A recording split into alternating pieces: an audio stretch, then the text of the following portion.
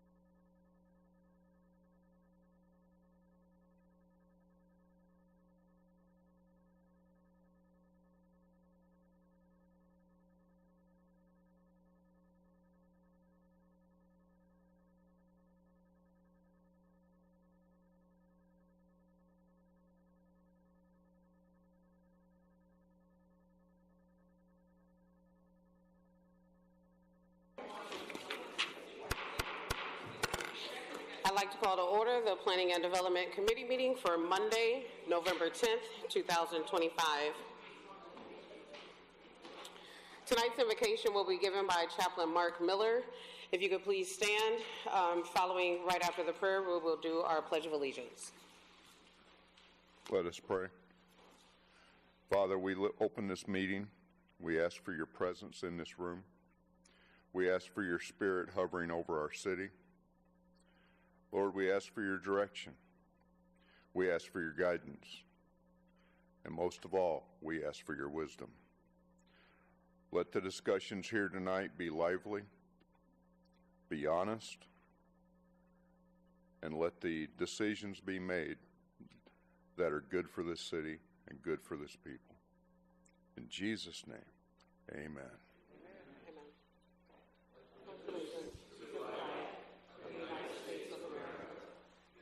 For which it stands, one nation, under God, indivisible, with liberty and justice for all. We'll move right into our public speakers for tonight. Just as a reminder, there are 2 microphones located at the back end of the horseshoe. You will have 3 minutes to make your comments, at which time you will hear an alarm sound through the speaker, and we ask that you bring your comments to a close at that time. Our first speaker tonight is April Warner. Is April Warner here? I'll come back. Our next public speaker is Erica Reed. Thank you. In October of 2024 and 2025, I attended local domestic violence events. While talking with judges, they stated that they had not taken domestic violence courses in law school.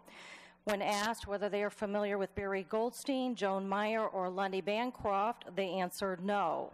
These are worrisome replies because Goldstein, Meyer, and Bancroft are our nation's top experts on domestic violence in the courts, and they've been around for decades. Given their replies, I encourage council members to contact the Illinois Bar Association and inquire about their educational requirements. How many prerequisites, clinical law classes, supervised field hours, and continuing education units on domestic violence are required? If they don't have requirements or they're minimal, why? Domestic violence is an advanced subject matter and an evergreen crime that affects 1/4 of our population and permeates the courts. Regarding prerequisites, law schools and graduate mental health programs should require 6 or more undergraduate hours. Undergraduate or introductory classes should include the big 3, Lundy Bancroft, Elaine Weiss, and O.J. Simpson. They should include other experts and even the late President Jimmy Carter. In 2015, President Carter ranked male violence against women as a top humanitarian crisis of modern times and recommended tougher punishments. Do local judges and state lawmakers heed President Carter's astute recommendations? Judge Jennifer Clifford was recently on TV saying to perpetrators that the community cares about them too and there's help for them too. About a week later, an article was published stating that she acquitted a local man for the murder of a local woman. Was Judge Clifford's verdict warranted or an injustice? Does she feel sorry for perpetrators and think that they change with counseling? I don't know, but these are reasonable questions. Generally speaking, there are a lot of complaints about judges, lawyers, as well as mental health professionals who provide private therapy, custody evaluations, and other diagnostics. Recently, complaints were documented by the Idaho and Arizona Congresses. You can find hearings under the titles Child Custody and Domestic Relations and the Committee on Family Court Orders. You can also view Bancroft's Advocating for Survivors and Parenting Issues or Goldstein's Why Family Courts Fail Protective Mothers on YouTube. In closing, I appeal to City Council members to help bring about reforms to the law and mental health professions. Please take common sense actions like contacting their association presidents and sharing their replies at future council meetings. Thank you. Thank you. Our next public speaker is Kenneth Dickens. I'd like to preface my speech tonight. I'm going to use all my time. First, I want to say I will not stand for the pledge. I don't want anyone to walk up to me and ask me why or call me unpatriotic. I will stand for this country when this country stands for me again, or even attempts to. That's when I will stand. To remove my history from the Smithsonian Institute and rip my culture and my history and make it black history when it was always American history, rip it out of our hands as a nation and people remain silent and dumbfounded. No, I will not stand until this country stands for me. That's number one. Number two, how long did I come before this group asking, who's in charge here? What about the Regrow grant? Whose name is in charge? I knew the whole time whose name was at the top of it. It was Tom McNamara. I knew it was Anquinette below that, and it was Carl Franz. I don't know if he still works here, but he was the third name on that application. I gave people in this room the opportunity to talk about why they withheld the grant money all the way back then for almost 2 years. It was withheld. It wasn't that people didn't want it in the community. It was that it was not available. First, the city broke the link where people could not access the link. Then the city removed the application completely from the website so you couldn't even find it. Then I walked in here as a citizen of the city and gave every alderman a physical copy of it and the mayor and said, I'm the only person in Rockford with a copy. So if you want to contact your constituents, I looked right in that camera and said, if you want to contact your alderman and find out how to apply for this grant, they physically have a copy now and they'll gladly make a copy for you. And I said, if you don't know who your alderman is, you can contact the mayor's office because he and I are the only ones with the full copies of it. That grant money shouldn't even be sitting in an account right now. It should have been given out the whole time. Till today, nobody in this room, none of these aldermen, every alderman that I talked to in that hallway saying, we don't even know why the money was withheld. They don't know, but he does. Because he stopped it. Because the whole time I said, who's in charge here? He was always in charge. Who stopped the money? He did. Who else had the power to do it? But I came here week after week. Why? Because if the video has to be subpoenaed, there you have it. That's why I came here. That's why I publicly came here. So that if anyone had to be subpoenaed in court, because I'm suing the city personally, because I was told by Carl in the hallway as he pointed in my face, stop asking for the money. You personally will never receive the money. Stop asking for it. I take that as a threat from this administration directly, because he's one of the top 3 names on that paperwork.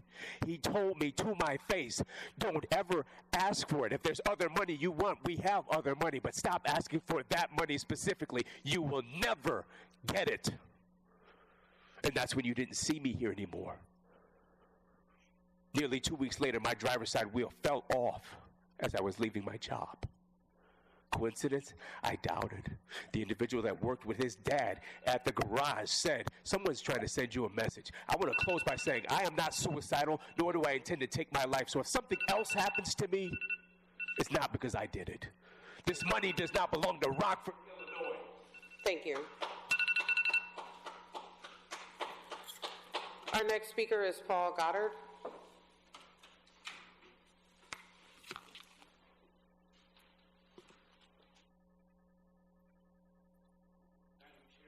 Friends, I'm Paul Goddard. I have the privilege of being represented here by Alderwoman Meeks.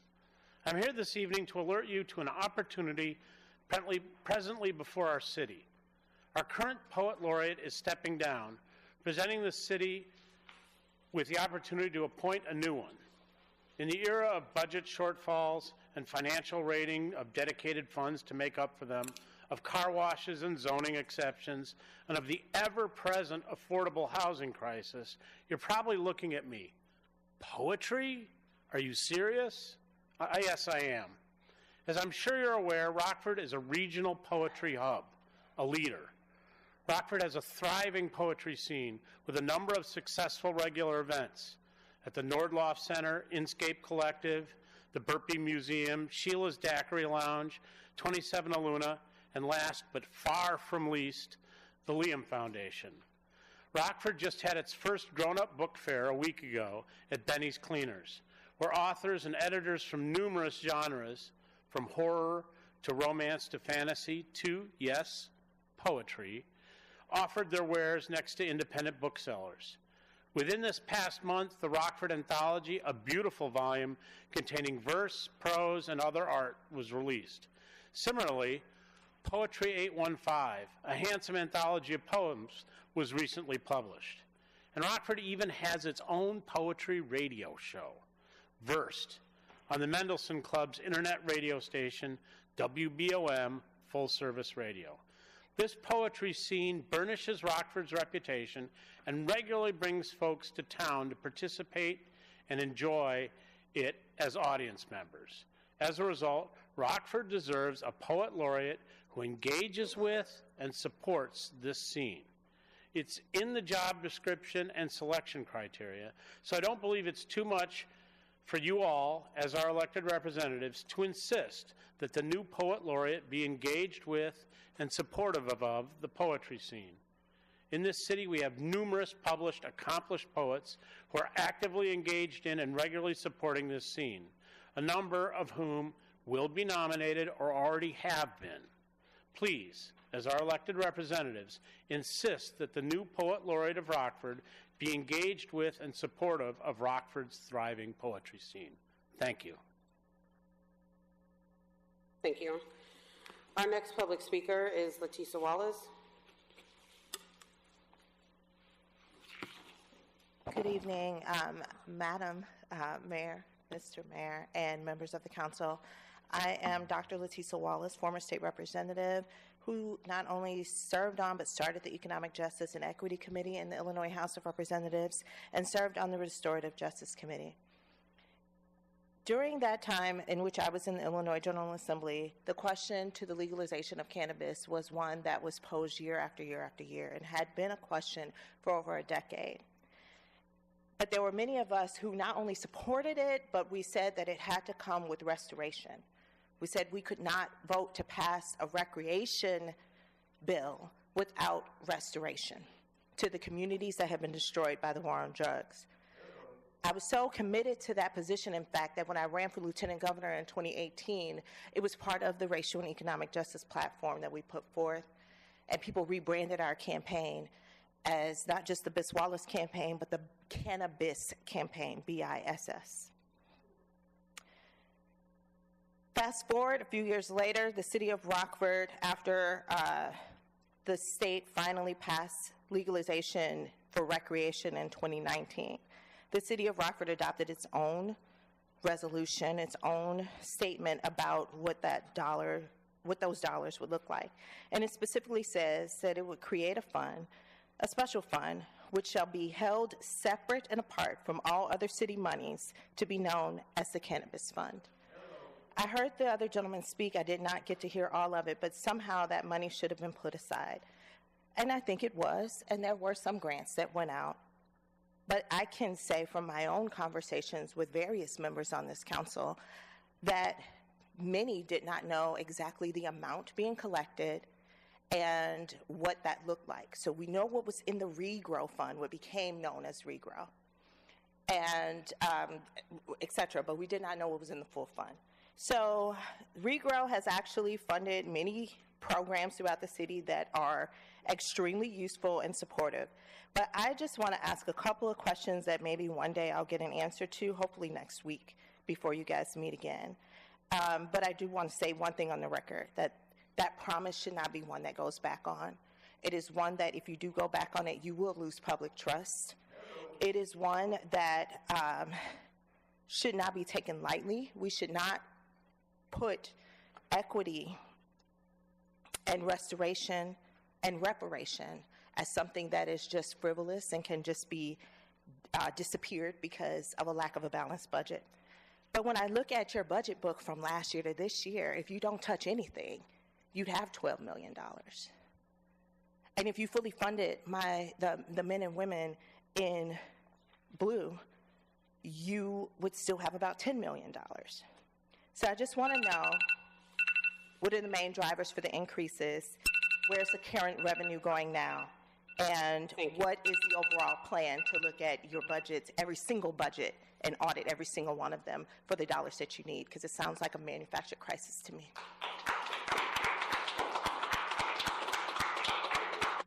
All right.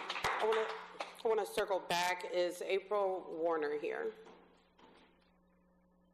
Okay. That concludes tonight's public speakers. We'll move into tonight's agenda, which is, we have one item. Before we do that, clerk, will you please call the roll? Here. Here. Here. Thank you. Item 1 is an authorization for acceptance of the line item appropriation grant in the amount of $1 million from State Senator Stottleman for the Davis Park improvements, Phase 1. If approved, DCAO would reimburse the city's construction costs with these grant funds. Do I have a motion to approve? So moved. Is there any discussion or questions? Clerk, will you please call the roll? Aye. Aye. Aye. Aye. Aye. Thank you. That item passes. Do I have a motion to adjourn? So moved. Are there any questions or comments? All those in favor say aye. Aye. All those opposed, same sign. This meeting is adjourned.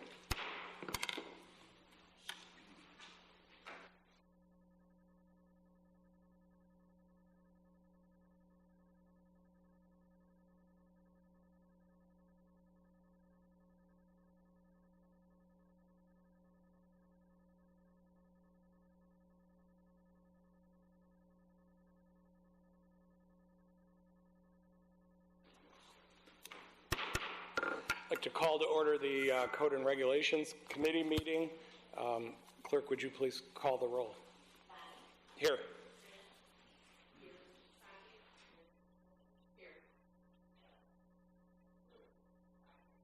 Thank you. We only have 3 items on our agenda tonight. Item 1 is plat number 6 of Walmart subdivision. The developer is creating an outlot in the Ashley Furniture Center parking lot for a 2-lot plat. The site was approved for a drive-in coffee shop. Is there a motion to approve? Second. Are there any questions or comments? Seeing none, all those in favor, please signify by saying aye. Aye. Any opposed? Motion carries. Item 2, request for an honorary street name change. Court Street, Montague Road, and Knowlton Street. Request for an honorary name change, renaming a portion of Court Street from Montague Road to Knowlton Street. The request is for a designation of Paul L. Wixom Way in honor of Paul L. Wixom, former principal of Montague and Martin Luther King Jr. Elementary Schools. Is there a motion to approve? Are there any questions or comments? Seeing none, all those in favor, please signify by saying aye. Aye. Any opposed? Motion passes. And item 3 is a request for a text amendment to the City of Rockford Code of Ordinances prohibiting the sale of 7-hydroxymitragynine. I'm going to let Dr. Durkee correct me if I said that wrong. Is there a motion to approve? So moved. Are there any questions or comments? Alderman Durkee and then Alderwoman Meeks. Yeah, thank you, Chair. Just a background. This compound is actually, it's synthetic. It's derived from plants, but its potency is 13 times that of morphine. It's now showing up in vape shops and shops everywhere. It has a high rate of dependency. It has some nasty withdrawal. It's pretty much an unsafe substance. It's currently not regulated by the FDA. FDA does not approve it for medicinal uses, but it's going to find its way into our vape shops and such. And I'm in favor of this ordinance, and it's actually a pretty dangerous substance. Alderwoman Meeks. That was my question, so thank you so much. Okay. Any other questions or comments? Alderwoman Prunty. I appreciate the First Ward Alderman's responses. Just wondering if the staff also come up with that similar? I believe this is a proposal by Alderman Durkee, but the They have a similar take. legal department can Correct. So this did come from Alderman Durkee. However, we do our own, research into this. It has popped up in local stores. We have gotten citizen complaints regarding the sale at tobacco locations. At the state level, it is currently illegal to sell under the age of 18. There's currently a bill to increase that to 21, and a push at both the state and federal level to essentially term this a prohibited substance. So how are you? Go ahead. Chairman. No, go ahead. How are you responding to complaints now? Actually, as long as the legal department has the floor, I was going to ask the same question. Have these complaints been investigated by, I assume, our police department or some other? Well, it's not currently illegal to sell, so that's why we want to get it on the books. But police is aware of it, and when we do have issues at tobacco stores with the sale of prohibited products, yes, that would be the procedure. Would be police would go out and make investigations on that. But do we have? Go ahead. Go ahead. Do we have reason? We have no reason to believe these complaints are unfounded. Correct. I've looked up online and found instances of 7OH for sale. Okay. And the resolution makes mention, I believe, in the first line of Rockford being a non-home rule community. That does not preclude us from approving this, I assume, or it wouldn't be in front of us? Correct. Based on, I think I indicated 65 ILCS 511-20, we have that authority to regulate that under the public health. Okay. Alderwoman Prunty. I'm sorry, Chairman. We have the authority to regulate it, and there would be consequences for doing it, but if it's not illegal, I want to make sure if it's currently not illegal, what would they be arrested and what would be their punishment? I don't think there would be, but what legal? It would be a code violation under our tobacco ordinance. So the violation would not be to the person who purchased it, it would be to the organization that sold it, and it would only be a code violation. Versus this would make it this would not make it it would not make it a criminal violation, would it? Correct. This would be a code violation against the tobacco licensee. And so what could happen as a result of a code violation? What's the maximum punishment for a code violation? I believe $750 is the maximum penalty, but obviously with our tobacco licensees, we can go through a suspension or revocation process. How often have we done that? Have we done that at all? I don't have the answer to that. Does anybody tell us how often do we hold people accountable? I'm wondering if or Administrator Cagnoni can answer that, or no?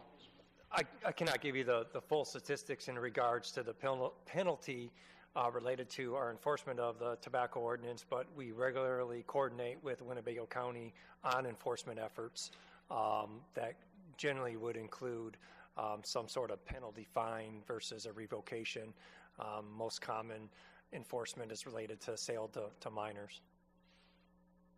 Thank you. Alderwoman Prunty, do you have more? Or? I want to say, how often do we do that? But no, I'm done. I'm sorry. I'm done. Okay. Alderwoman Torino. Thank you. Did we research if other communities have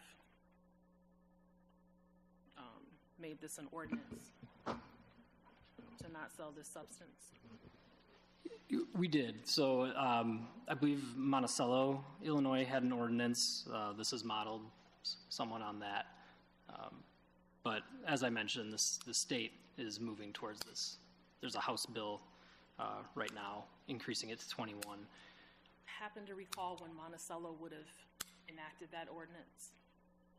I don't. It was recent. It was recent, okay. And then, Yeah, within 2 months. yeah, and this would be under the liquor commissioner's duties, right? Should there be an issue we're talking about revoking the licenses and things. And you and I had a conversation recently that Liquor Commission has met as a city. How many times over even the last 2 years? Twice? Yes, So twice. we don't get a lot of individuals that even come forward to that committee to even revoke licenses, is what the point I'm trying to make. So you don't even have to respond. I appreciate you, Attorney Rubin. Thank you. Any other questions or comments? Seeing none, can we have a roll call on this one? Bonnie? Aye. Sharina?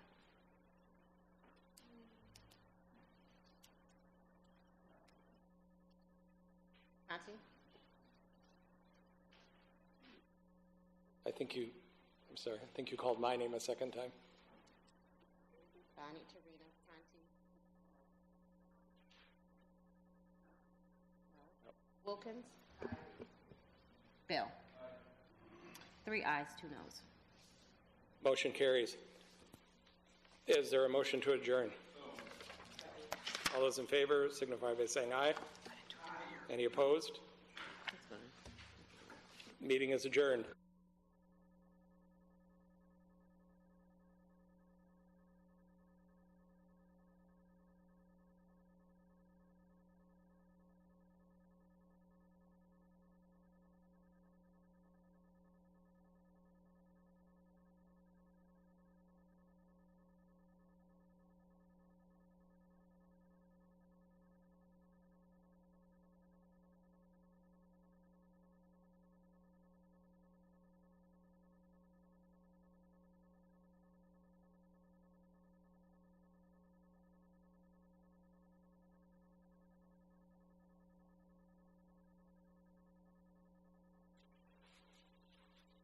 Welcome to the Finance and Personnel meeting held tonight, Monday, November 10th, 2025.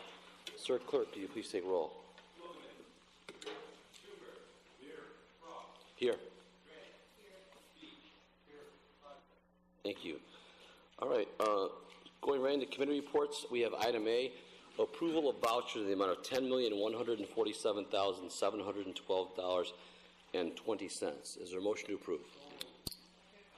Any questions or comments on vouchers? Seeing none, all those in favor indicate by aye. Aye. Opposed? Matter passes.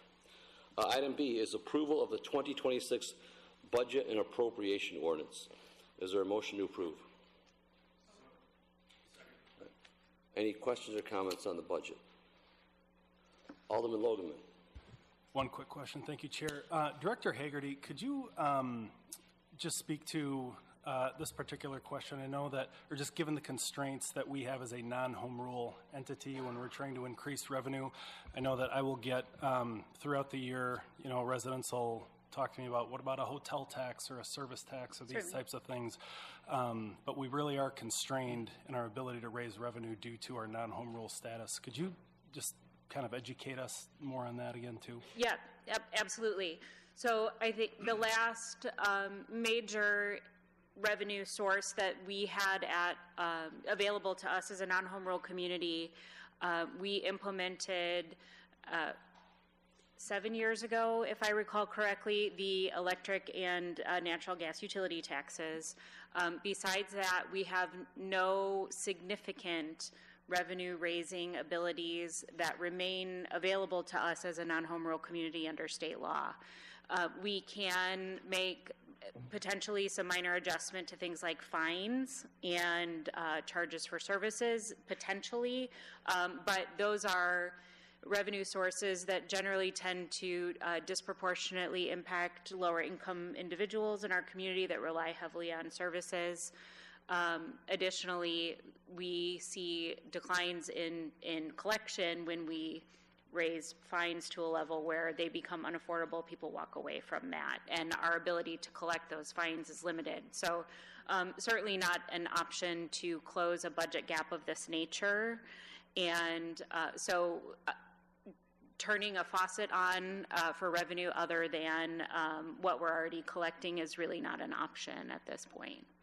Things like hotel taxes, the city already levies a hotel tax, but because we're non-home rule, we are restricted to use that only for tourism promotion and economic development purposes.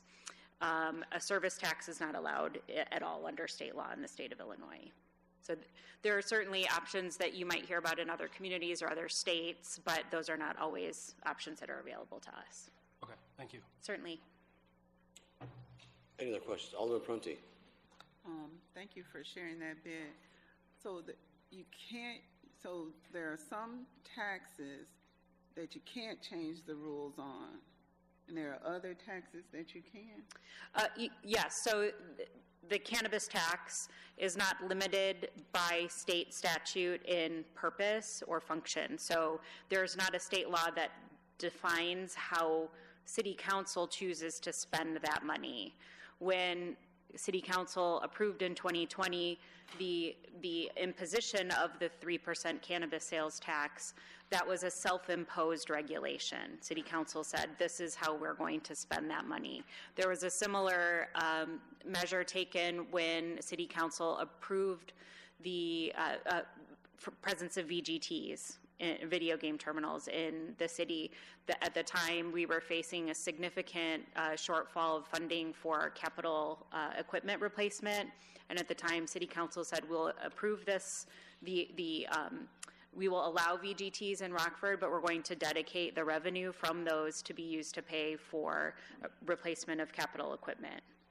That has allowed us to upgrade and downsize our vehicle fleet significantly over time. Council at any time could say, we want to take that restriction off and use it for some other purpose. It's already contributing to the general fund. However, it's reducing the general fund's exposure to those lease payments. But so it depends on the state law that enables the revenue in the first place. That state law defines how it can be restricted, or how it can be spent, and then city council can choose to further restrict that if they choose to do so.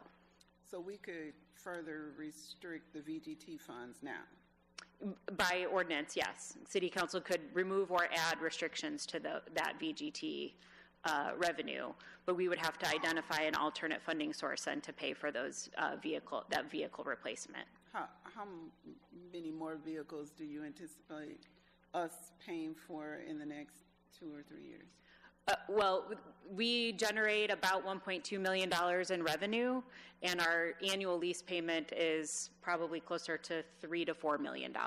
So it's offsetting a portion of that cost. And how have, speaking of our vehicles, how have we been doing as it relates to selling those vehicles at auction? Oh, we do regularly. We sell when vehicles are replaced, we sell the vehicles that they're replacing. If they're not being used as backup vehicles, we sell those. Those also contribute to offsetting the cost of purchasing new vehicles.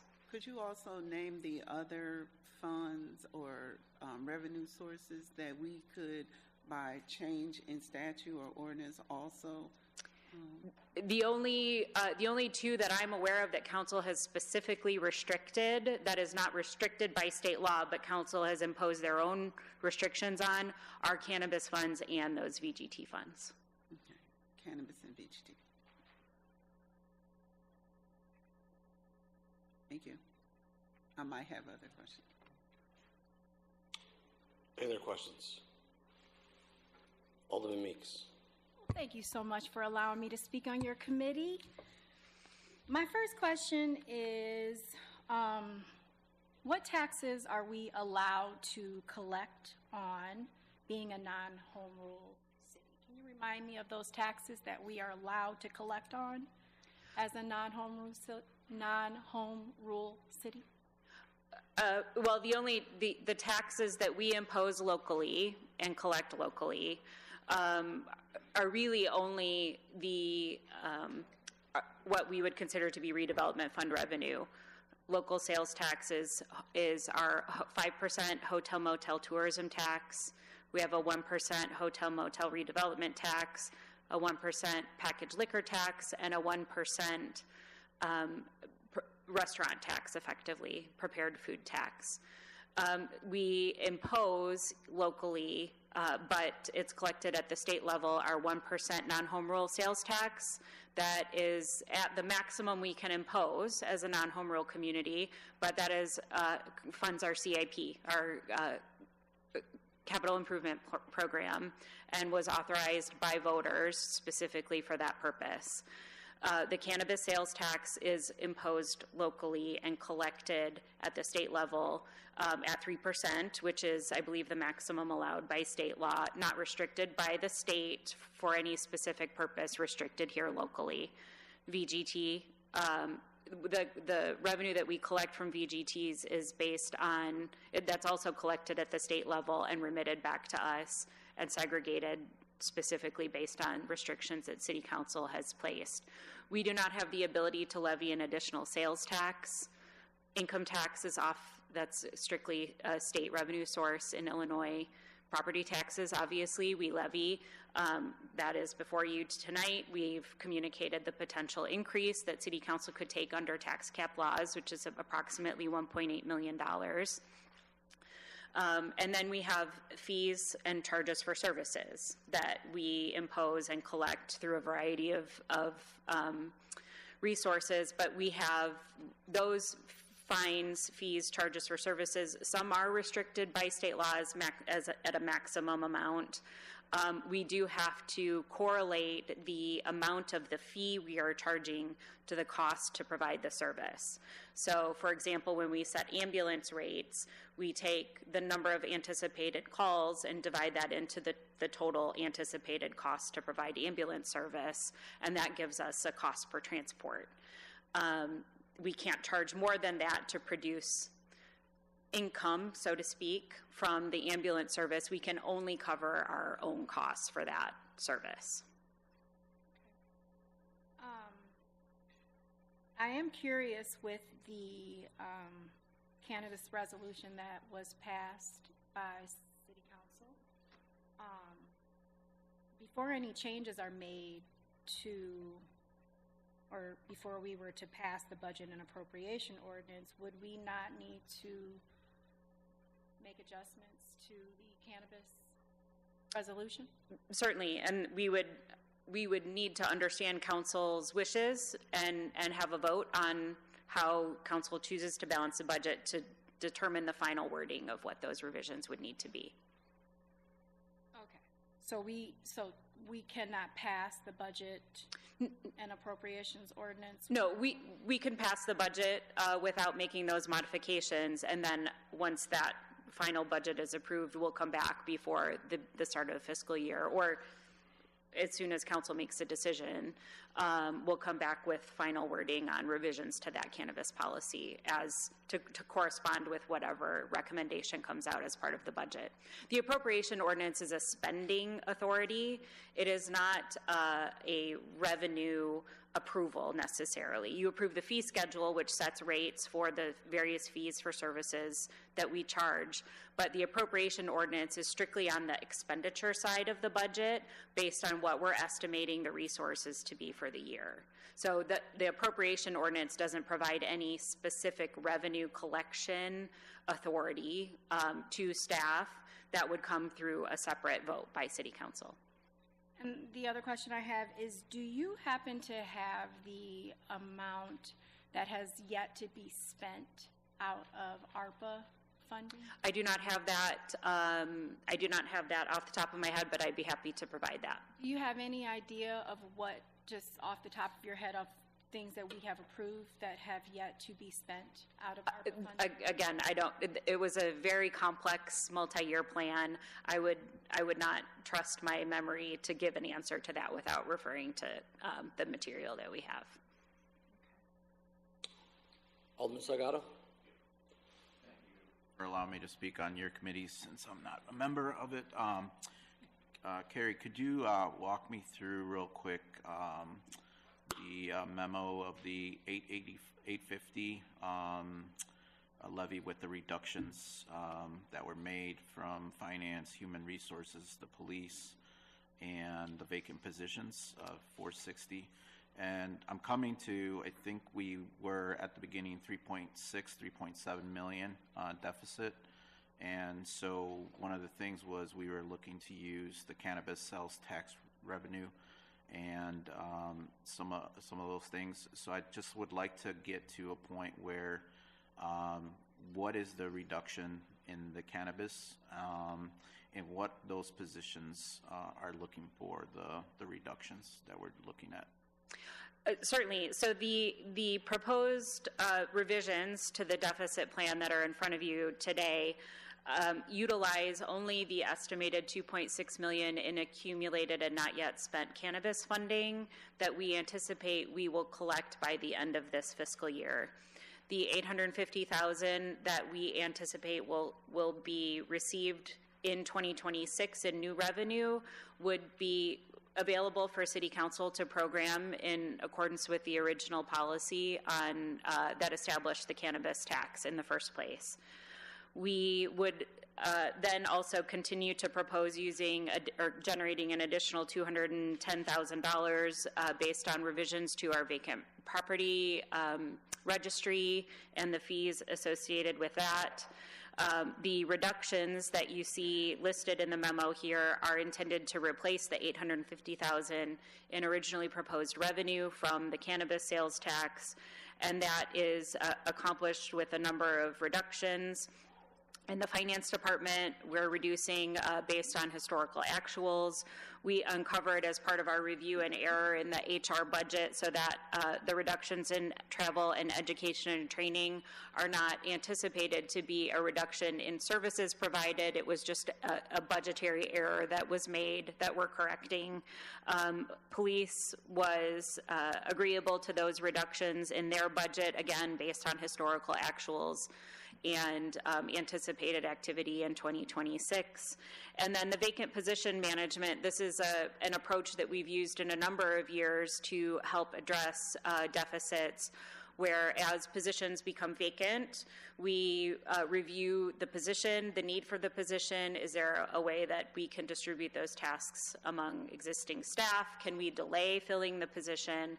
We'll have that conversation for every vacancy that comes about in the city. So we're not necessarily saying that this $460,000 will come from any one department, but it will come across the organization as we review and manage those positions until we achieve the $460,000 in savings in the general fund. Okay, so just real quick, I'm trying to back into the 3.6 and how much money we're using for the cannabis. What is that number? It's $2.6 million. 2.6, the whole amount we're using? Yes, the $2.6 million that we anticipate having on hand by the end of this fiscal year is the amount that we're proposing to be used. Besides the 858 that we're in showing reductions?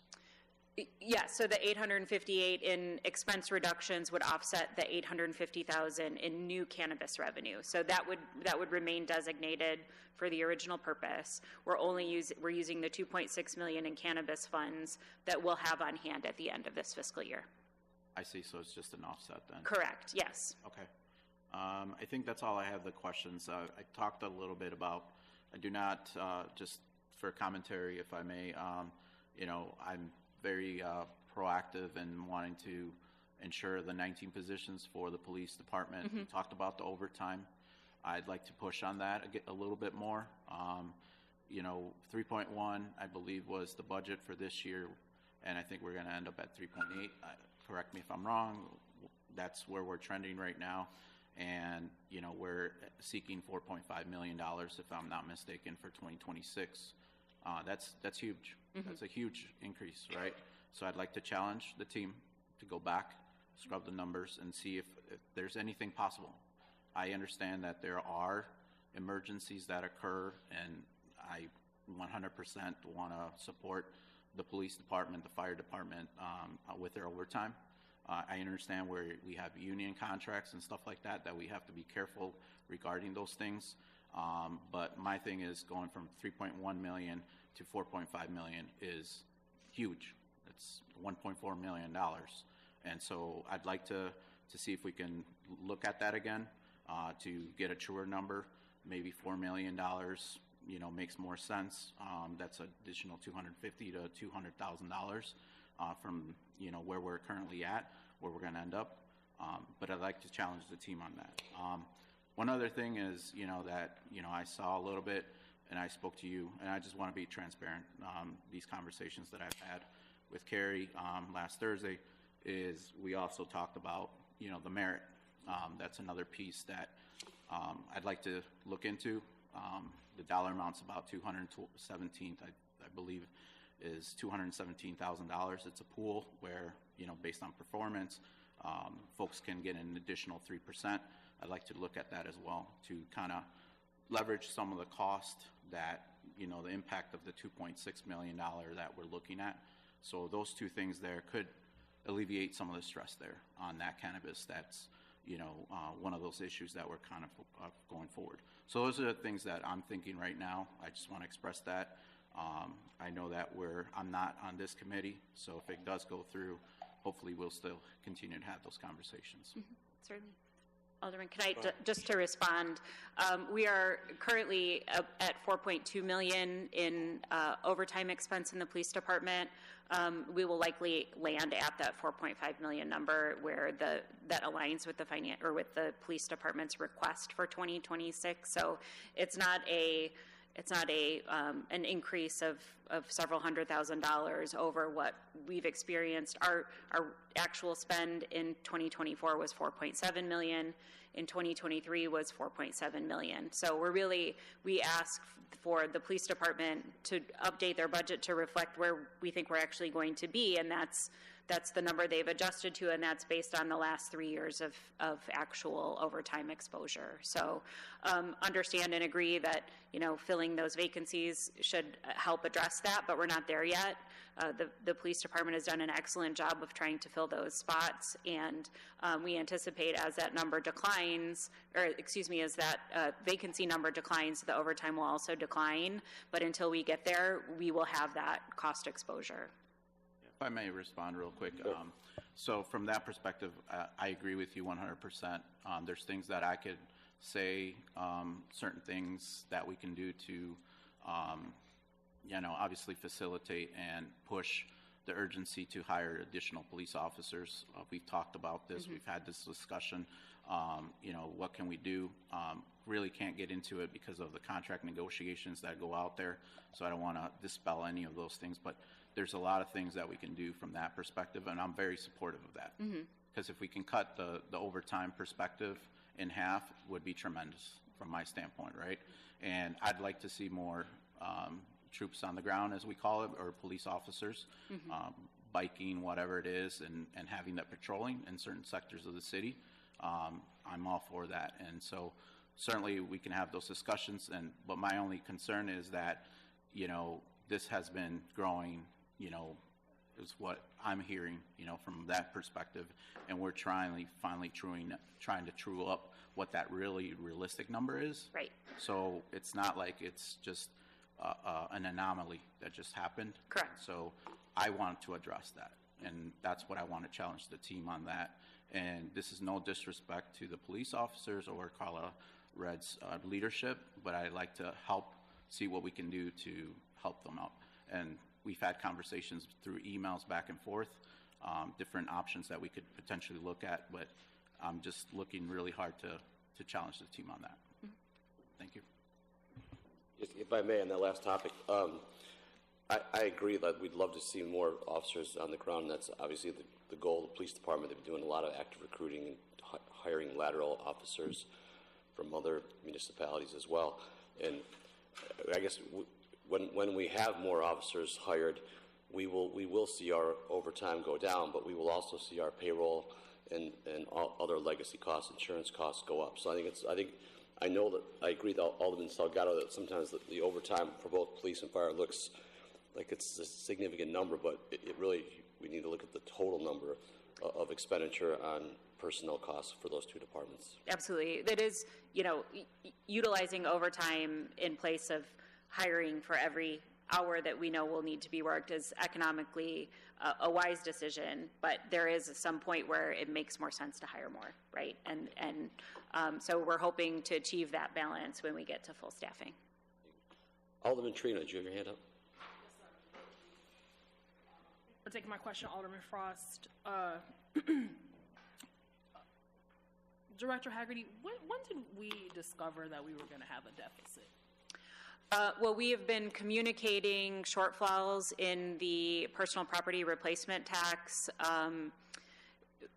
nearly the entire fiscal year, as we've provided monthly financial updates to City Council. Until we get budget requests from departments, it's hard to quantify what that number is going to be, but we anticipated, and I believe I did mention to Council at one point that, we were even potentially concerned with the size of the reduction in that revenue source, that we may need to make mid-year budget reductions, which I don't believe, obviously we didn't get there because we did not bring that item back to Council, but we've been communicating that revenue shortfall on a monthly basis, and just trying to make sure Council is aware of and cognizant of the revenue performance that not only affects 2025, but will have a spillover effect. When you start thinking about the budget, you start thinking about some votes and decisions that you made. I certainly have. I think for me, Davis Park seems to be one that just keeps popping up, because I guess, knowing that a deficit was coming down, we added more things to that park. And so I guess in thinking about Davis Park, let's just say we decide as a council we wanted to not build it to the fullness that we agreed upon.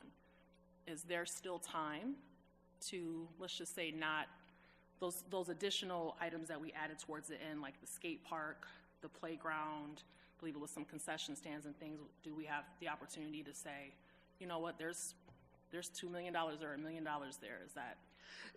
So I don't have an answer to that question, but I can tell you that if we were to stop or pause or change the project at Davis Park, it would not have an impact on the general fund.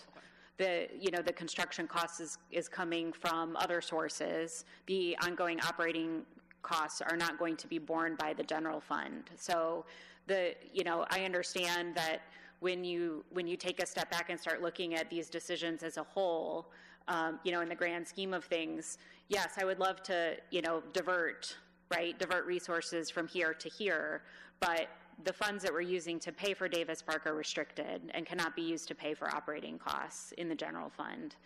And the general fund is not subsidizing or supporting the operations at Davis Park in any way. So the vote on Davis Park, ultimately, I would argue, is an investment in growing revenue that could have a positive impact on the general fund long term. And that's really, when we look at economic development and capital infrastructure projects, that's not money that we can shift to be used for other purposes. We can't take the $16 million that we're collecting in CAP sales tax and use it to balance the budget, the operating budget in the general fund. But every dollar that we're investing in infrastructure is helping improve property values, helping make Rockford a more desirable place for residents and businesses, that helps grow our sales tax collections, grow our property tax base, increase the ability for our homeowners to afford living here. So there's, that's part of a longer term strategy to make Rockford a desirable place to live, which will, in the long term, grow our general fund revenue.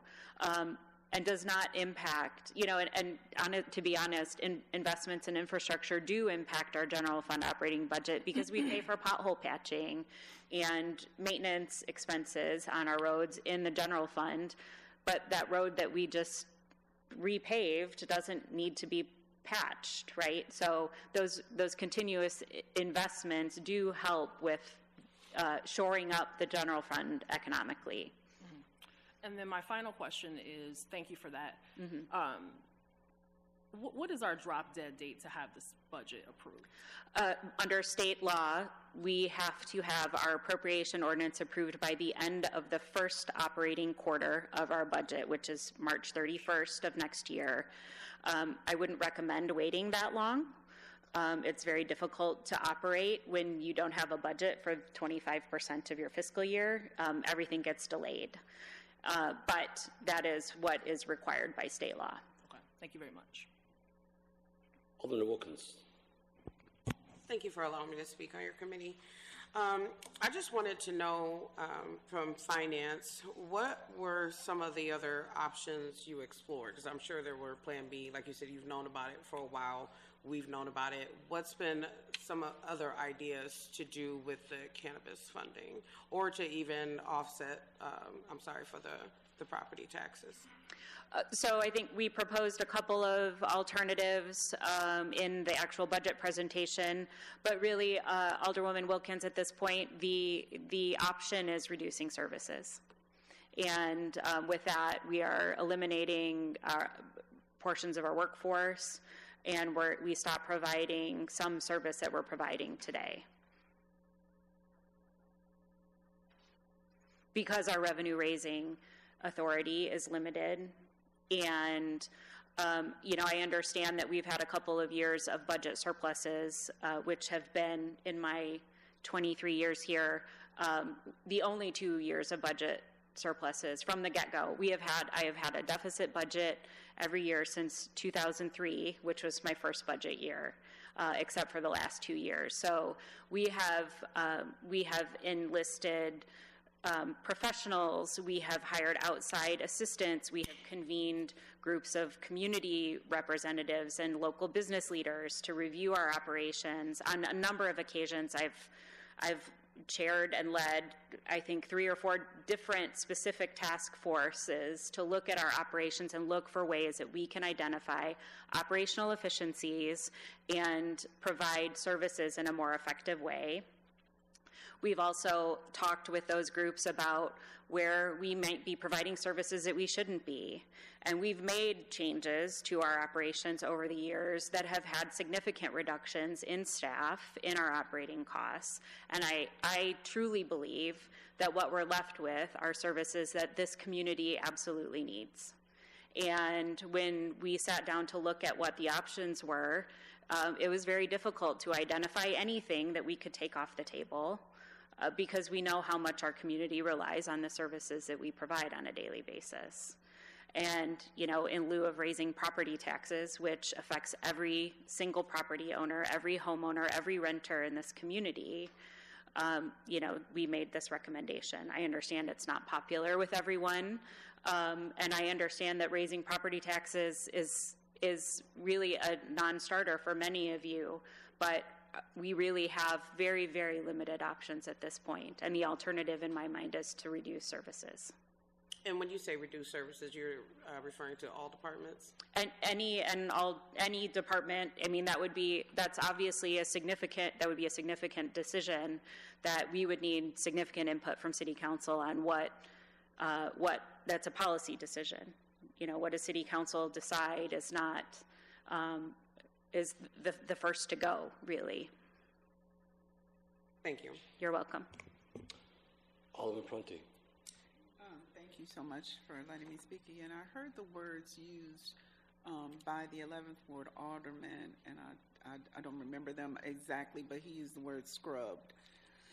So as you were talking, I kept thinking, and you talked about a process that you have used to evaluate our services to see what's needed, what's not needed, to make sure that we're the most efficient.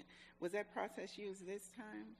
We have used it at a number of points throughout my time here. 2008. We did it in 2012, and I believe we did it again in 2018, if I recall correctly.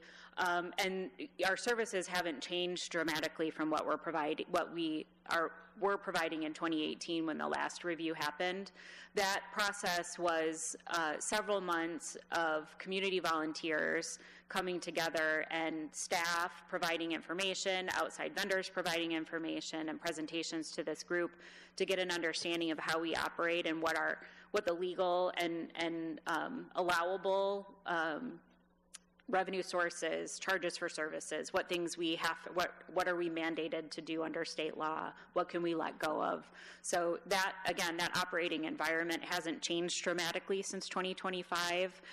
If we were to do that, that would be a process completely separate from the budget and would be a process that would take several months, if not a year, to complete. Mm-hmm. And so when you did do those processes before, and they had an opportunity to implement what was suggested. Yes. And then you had an opportunity again to evaluate it. Did you see any changes? Oh, absolutely. Evaluation? Yes, absolutely. One of the vehicle replacement is one of my favorite stories to tell, because City Council had a policy for several years because of budget deficits that we were not going to replace capital.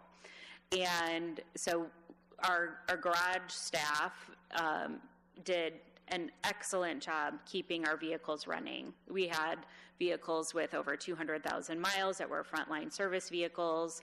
We were buying used fire trucks from other jurisdictions. We actually had to close a fire station because we had a frame crack on a piece of fire apparatus and we had no backup for it.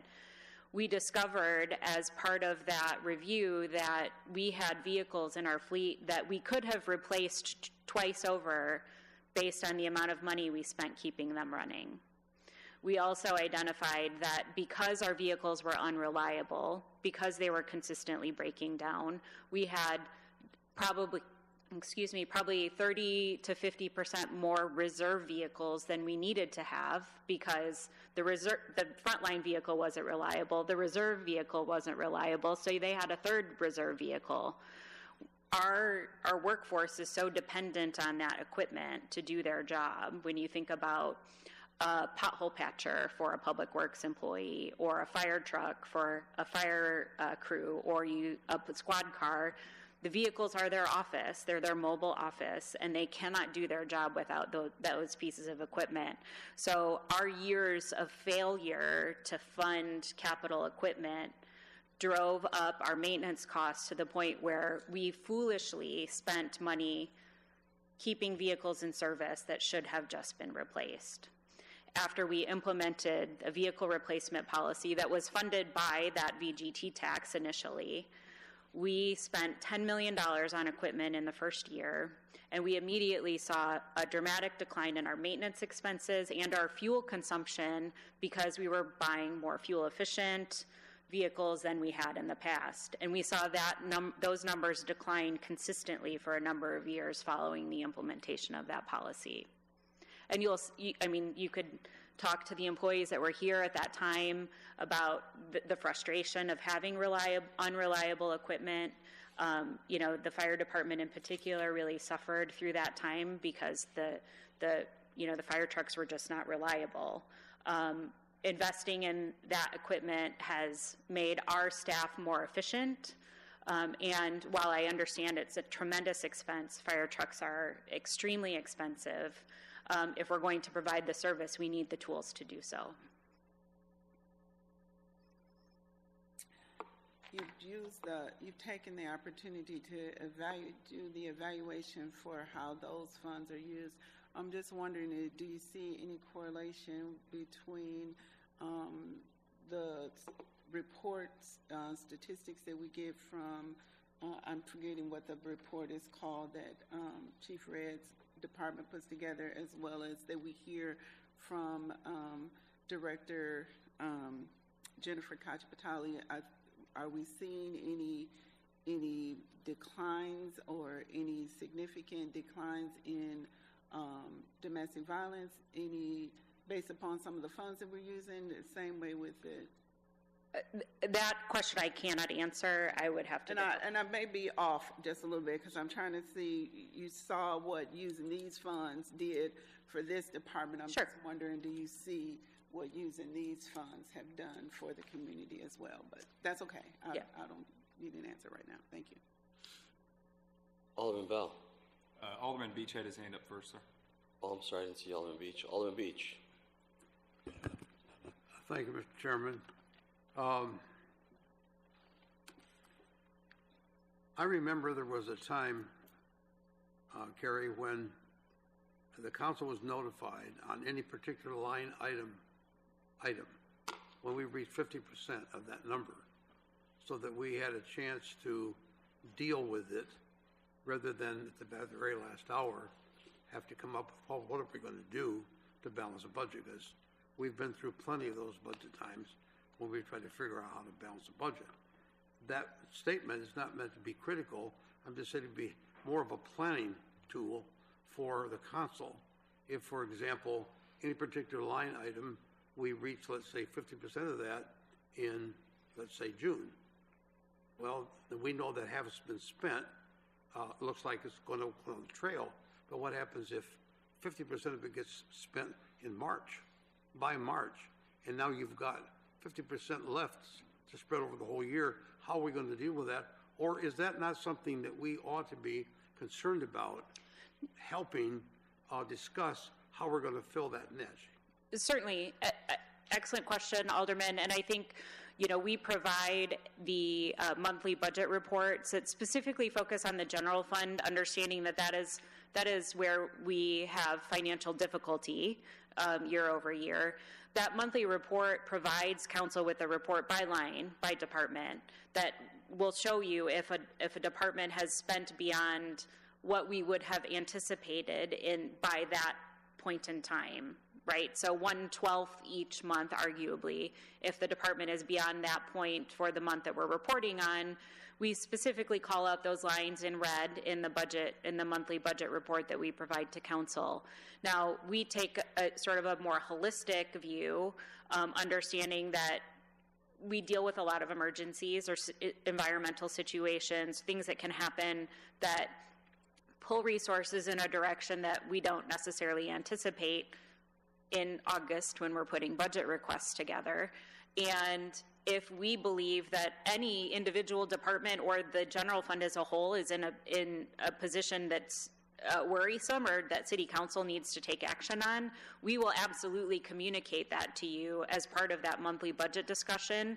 I think the last 12 months, or throughout 2025, we've shared concerns about revenue production, but the general fund expense on the expense side has consistently been under budget by close to 10%. So I don't anticipate, which is one of the reasons why we didn't recommend making mid-year budget reductions due to revenue underperformance, because we were not spending everything that was allocated in the budget on the expense side. So I agree completely, and I think the City Council absolutely needs to be aware when it looks like our budget's going out of line on the expense side.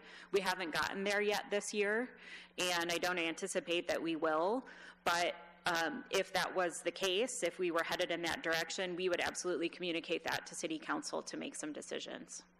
Thank you. Alderman Bell. Thank you for allowing me to speak on your committee, Chairman. I have a few questions here, maybe directed to Finance or the City Administrator.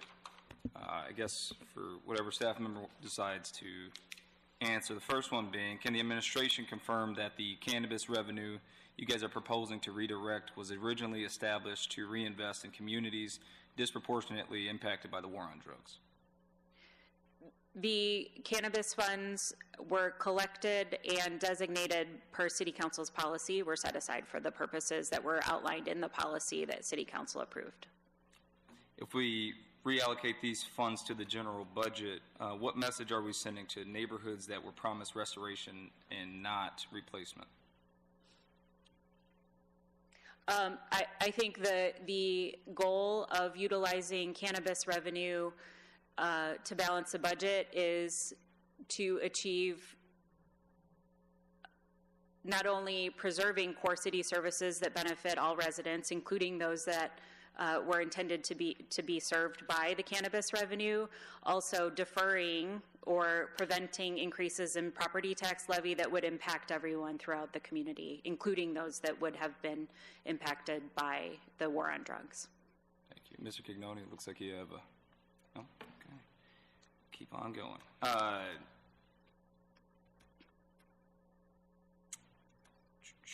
Let's see. So how will this decision impact young people in this city, especially those living in areas with high poverty, food insecurity, or high gun violence rates who were meant to benefit from the cannabis equity program? I would go so far as to say that those communities or those groups within our community will benefit from keeping our property tax levy low as we can, and from continuing to provide core city services, including police and fire services that would benefit them and the entire Rockford community. Can the administration explain why equity investments were chosen just a little bit more than what has been discussed today before maybe exploring some of the reduction in non-essential administrative expenses or contracts? Well, as I previously stated, reducing services was the alternative. And we believe that the services that we're providing today are core and essential services that everyone in our community needs. I don't know if you want to add to that one. Mr. Cignoni? Thank you, Chairman. I would add to the revised recommendation from the administration related to the overall budget.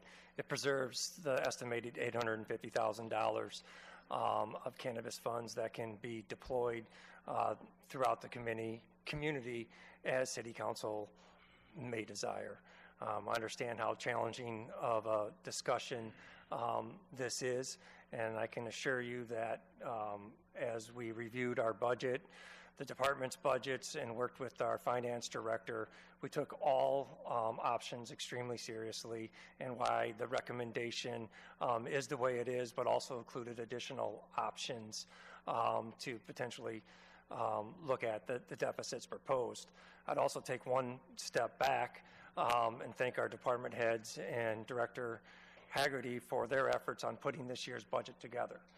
This year's budget is at a lesser cost than last year's budget, and that is through a comprehensive effort of our department heads looking at the line items, and then those line items being evaluated by a finance director to, one, identify areas in which expenses could be reduced, as well as recognizing the decisions that have been made by City Council when we did have surplus funding to invest in capital to catch our organization back up.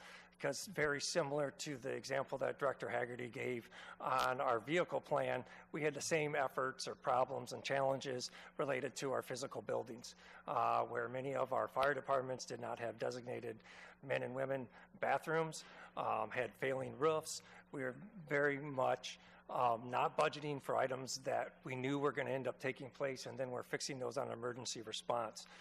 So, through an effort of diligence, it's a reality and recognizing what we anticipate to be our real expenses as we go into 2026, and how we balance those with the services that City Council would like to provide to the community.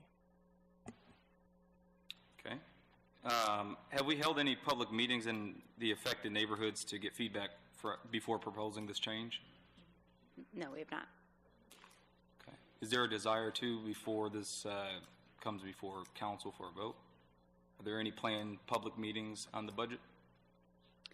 We conduct a public hearing before the appropriation ordinance can be approved. So that certainly is a built-in public feedback measure that's part of our budget process on an annual basis. Okay.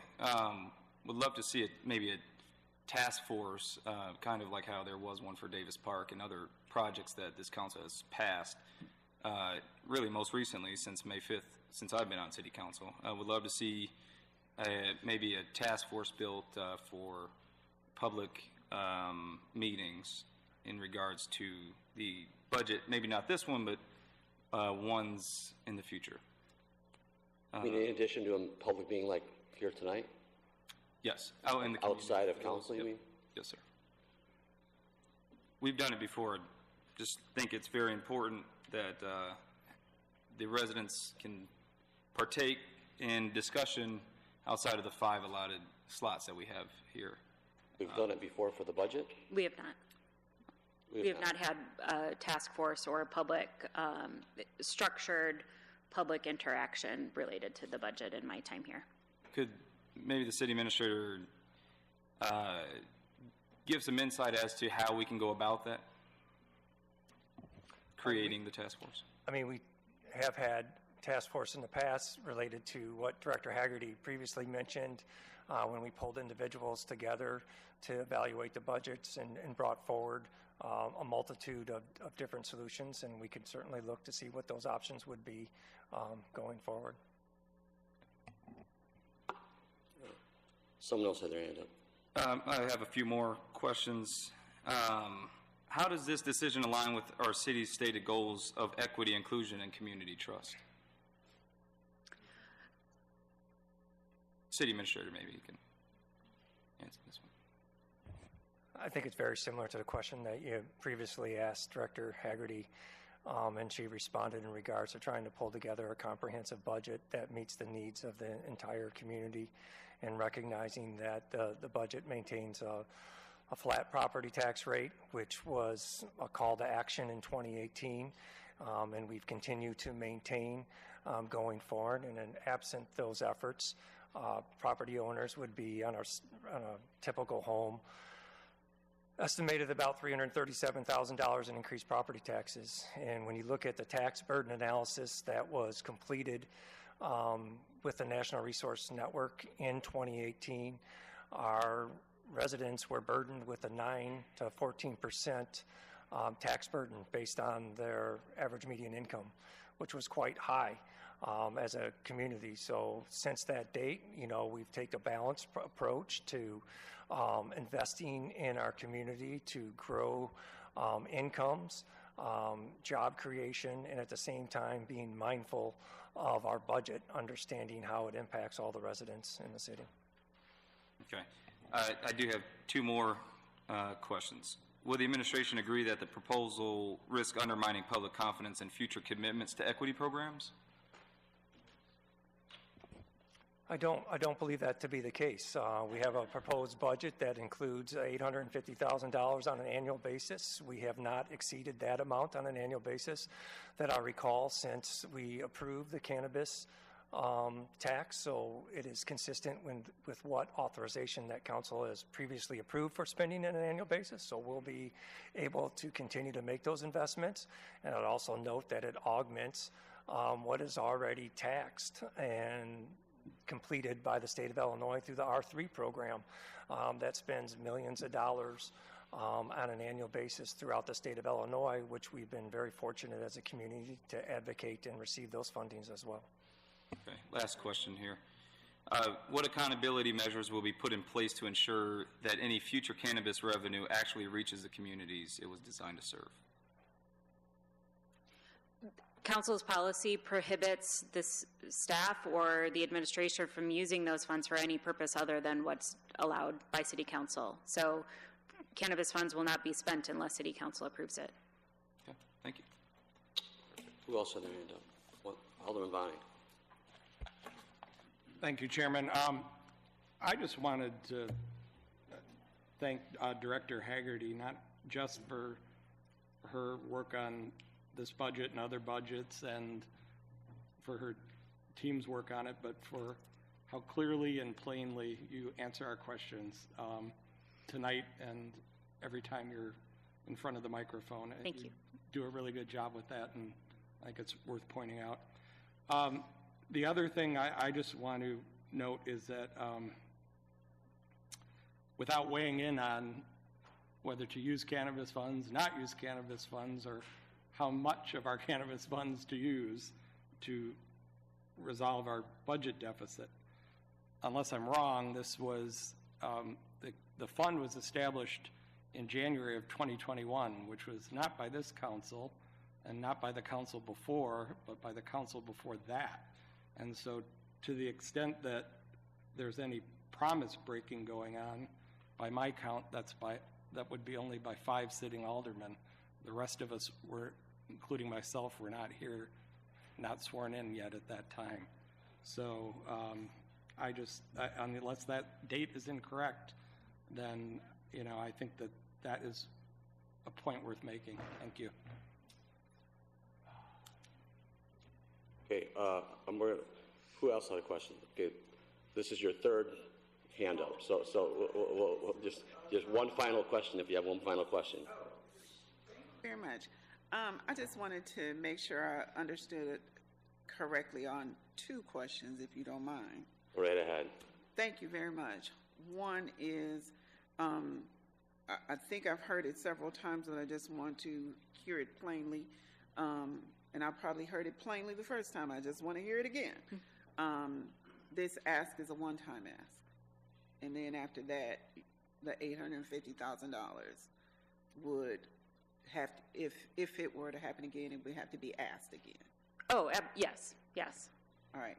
Thank you. And then I just wanted to, could you tell me just a little bit about the fires budget? Did they have a decrease? Yes, there was a decrease in the fire budget, largely driven by a reduction in capital expenses. For example, give me some reductions that they had. Well, there were a number of reductions. Some of them were related to reductions in maintenance costs because of the investments that we've made in improvements at the fire stations. Some of the contractual and supply expenses associated with maintaining the facilities have been reduced because those no longer need as much with newer roofs, HVAC, those sorts of things. We no longer need to spend as much to maintain them. Additionally, because of investments in replacing fire capital equipment, fire trucks, ambulances, we are in a position right now where we will not have to purchase a new piece of suppression equipment for a number of years. An aerial truck is over $1 million, so that just taking that out of the budget makes a significant impact as well. Is there something in tonight's discussion that is going to ask for more? There's a request for later on the agenda approval of a construction contract related to a remodel of a fire station that is programmed out of the casino funds. The council policy there is to designate $1 million of that revenue annually for capital improvement and maintenance of police and fire facilities. So this is in line with that. And would that number, isn't it like 600? It is, and that's outside of the general fund budget. The casino funds are in a separate fund. But would that 650, would that deplete that fund of $1 million, or is there more left? There are a number of expenses or projects planned in 2025 from the casino funds. This is one of those projects. So we will spend the full $1 million. Thank you. Thank you, Chairman. I appreciate you. Oh, you're welcome. Absolutely. I just had a question. Mm-hmm. If, with respect to our property taxes, in the last decade, if we have not held the line on the levy, approximately on an annual basis, what would that look like for residents in Rockford? Certainly. We actually calculated what the impact to an owner of, let's say, a median home in Rockford would have been had we taken the increases allowed under PTELR tax cap laws over the last several years. Our proposed rate or estimated rate right now for 2025 is $1.7524. If we had taken the increases, that number would instead be 2.3874, and the average bill would be $321 higher today than it would have otherwise been. The cumulative difference over time is about $1,300 for the average homeowner in Rockford. All right, thank you. And I do, like Alderman Bonnie said, I want to thank you and your staff for working on this. Like you said, a budget deficit is something that until the last couple of years you've had to face annually. Every year, yes. Right? And find ways to get creative. and then come to us and explain to us in math terms, and sometimes even have to ask public policy type questions. So I do appreciate that. I did want to comment, though, because some questions you were asked about, with respect to, I think, with the implication that the cannabis is going to affect certain neighborhoods or certain socioeconomic groups that could have been adversely affected, I think the language says, by the war on drugs. So just overall as a city, though, I mean, it's fair to say that, like, for instance, the RMTD, if you're a City of Rockford resident and you meet certain criteria, you ride the bus for free, correct? There are free rider programs for a variety of specific groups. Looks like Bear has a And then I just want to go through the list. I mean, the weatherization, the heat program we have, the critical home repair funds that we have for residents that, again, meet certain socioeconomic cutoffs. Yep. Those are funds that are city funds that are used to help out certain individuals that qualify, correct?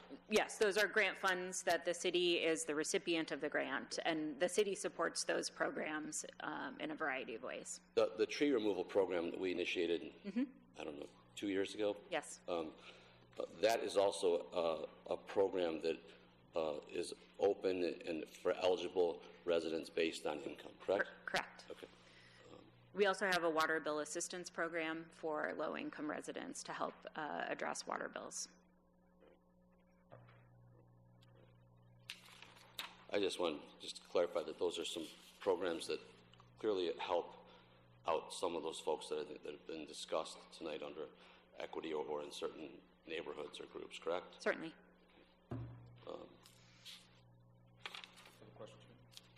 I'm not done. With respect to items before us, and I think we had some very good questions that were asked. In fact, Alderman Trina asked about Davis Park, right? And like when we debated that earlier this year in the summer, to some it seemed like a large amount of money being used to renovate this park. But with respect to a project like that, or certain times, for instance, even other fire departments are buying a new fire truck, those are dollars that actually don't come out of this particular budget with our general fund, correct? Yes, all of the money associated with Davis Park, both construction and ongoing operations there, will not come out of the general fund. And with respect to, like you were asked earlier about non-home rule, as a non-home rule city, what we are able or frankly not able to do. Let's just use an example of we receive cannabis funds from when people purchase a product at one of the cannabis dispensaries, correct? Correct. If we thought as a city, like, hey, let's tax them more, let's raise this local tax to 30%, we're prohibited from doing so, correct? Correct. Thank you. Who had a question? Alderman Zagata? Yeah, thank you for allowing me to speak for a second time on your committee. I got a question for Carrie. Real quick about the 3-5-year projections. Are they still legit based on what you provided on that perspective? Yes, those projections are still our best estimate of where we will be over the next 5 years. Yeah, so I just want to make a commentary to that, and I appreciate everybody's time and effort. I'm, as an accountant, that's what I do on day-to-day basis. So I understand when an audit occurs, when budgeting process, forecasting, month end, there's a lot that goes into it. And for sure, I respect and value everything that you guys do. I understand the process as well from that perspective. My concern, though, is deficit spending. Like you said, bare bones. We're at bare bones from that perspective. So either we generate more revenue or we cut expenses. Bottom line, that's what it comes down to. As simplistic as you can be. We can go into the analogy of our checking account. I look at my expenses and how much money comes in. I got to tighten my belt. We can have all those discussions. My concern is going forward is if we don't make the decisions now, they're going to exacerbate potentially down the road, right? And so that is where, I want to challenge, everybody. And I'm not saying I'm a skeptic, or I'm saying that they don't know what they're doing, or they don't understand, because I'm not in that. It's the city's administration's budget, which I understand completely. It's not my budget. It's the mayor's budget. It's the city's administration's budget. My job, though, is to make sure that we're making the right decisions to ensure our services are not impacted for our taxpayers. And you said it the best. I agree with you 100%. I would rather give $5 additional to make sure that I have the services and that everybody has the services. But that's my perspective. That's the way I look at things from that perspective, right? And so at a certain time, we also have to look at, if we need to make cuts, we'll have to make cuts. But my perspective is we have a 3.6 deficit, right? That's what we started. We've had to make some great momentum going into that direction. But where are we going to be in the next 5 years? COVID saved us. I'll be honest, I was in the county. It pumped in a lot of money from federal, state infrastructure. Todd, Mr. Cagnoni, hit it right on the head. We did invest, the largest investment in infrastructure. I can tell you from a county's perspective, from a city's perspective, we've done great on that perspective, right? But we also have to think about, that's why we have policies, when 25%, 20% in reserves. In case anything happens, we're able to function as a city, and we're not able to bond on payroll, et cetera, et cetera. We've seen those expenses. So I just want to, from my perspective, when I asked the 5-year projection, if it continues to go that way, we're going to have to make those tough decisions. We're going to have to make decisions if no more revenue comes in, or another COVID influx of money, ARPA money coming in. It's going to be very difficult for us to get on that track. So I just wanted to make that highlight, and just wanted to make sure that I understand and I value everybody's responsibility, that even looking under rocks and everything like that, but we really need to make that decision going forward now, before we have to make it 10 times or 3 times as hard decisions from that perspective. So that's all I wanted to make. Thank you. Alderman Toomber. Thank you, Chairman. Director Haggerty, the city had done a study in the, I believe, somewhat recent past, and could you remind us, if you recall, the percentage of property tax paid, since we are talking, part of the topic is property tax, property tax paid in relation to average income, household income, what that percentage is and how that is in relation to other communities? I don't recall the specific percent, and there was a range provided in that study, and I believe you're referencing the NRN study that was done in 2018. But we were the highest of our peer communities. The comparable communities that we use for purposes of collective bargaining was the group that we used to compare to, and we had the highest tax burden per capita of our peer communities. Thank you. Alderman Prunty. I also agree that I appreciate the work that you all have done. So I don't want my questions to seem like that I don't. I do have a question, just a point of clarification, if you don't mind. As the chair was mentioning things, you had said he was mentioning some items that we had purchased, and you had indicated that those items were, you could only use those funds, that so they were, maybe the senator had gotten those funds and we could only use them in such a way. Some of the things that I think were mentioned, like energy assistance and maybe a couple of other things, aren't those, maybe not tree removal, but aren't at least like the energy assistance, is that coming from the general, or no, is that of grant funded, federally funded as well? Yeah, those are grant funded. The tree removal program that Alderman Frost mentioned is funded through the general fund. The tree removal, yes, but the LIHEAP, energy assistance, those programs that he mentioned are, those are, I mean, they're city funds. We receive those from the federal government. If not for the city there would need to be some other organization to receive and administer those funds. But yes, those are But they are specifically for those purposes and receive from either state or federal funding just sources. like when we got the Davis Park money. Correct. Yes, All absolutely. right, I just wanted to make sure that I was seeing the correlation. Yep. Alderman Bell. Quick question off of the sixth ward alderwoman's question about the tree removal program. Is that still in the budget? And how much are we, and if so, how much are we spending on that? I don't recall the specific amount that we have budgeted. I can pull that up. But yes, the program is still in existence and available to residents. It's a loan program, so Is it included into this budget? Yeah, yes. I just don't recall the amount that we have budgeted for it. Would you say it's over 300,000? No, it is nowhere near that. Okay, cool, thanks. Alderman Bonnie. Thank you. I just wanted to correct something I said earlier. There are actually 6 aldermen currently serving who are still serving on council.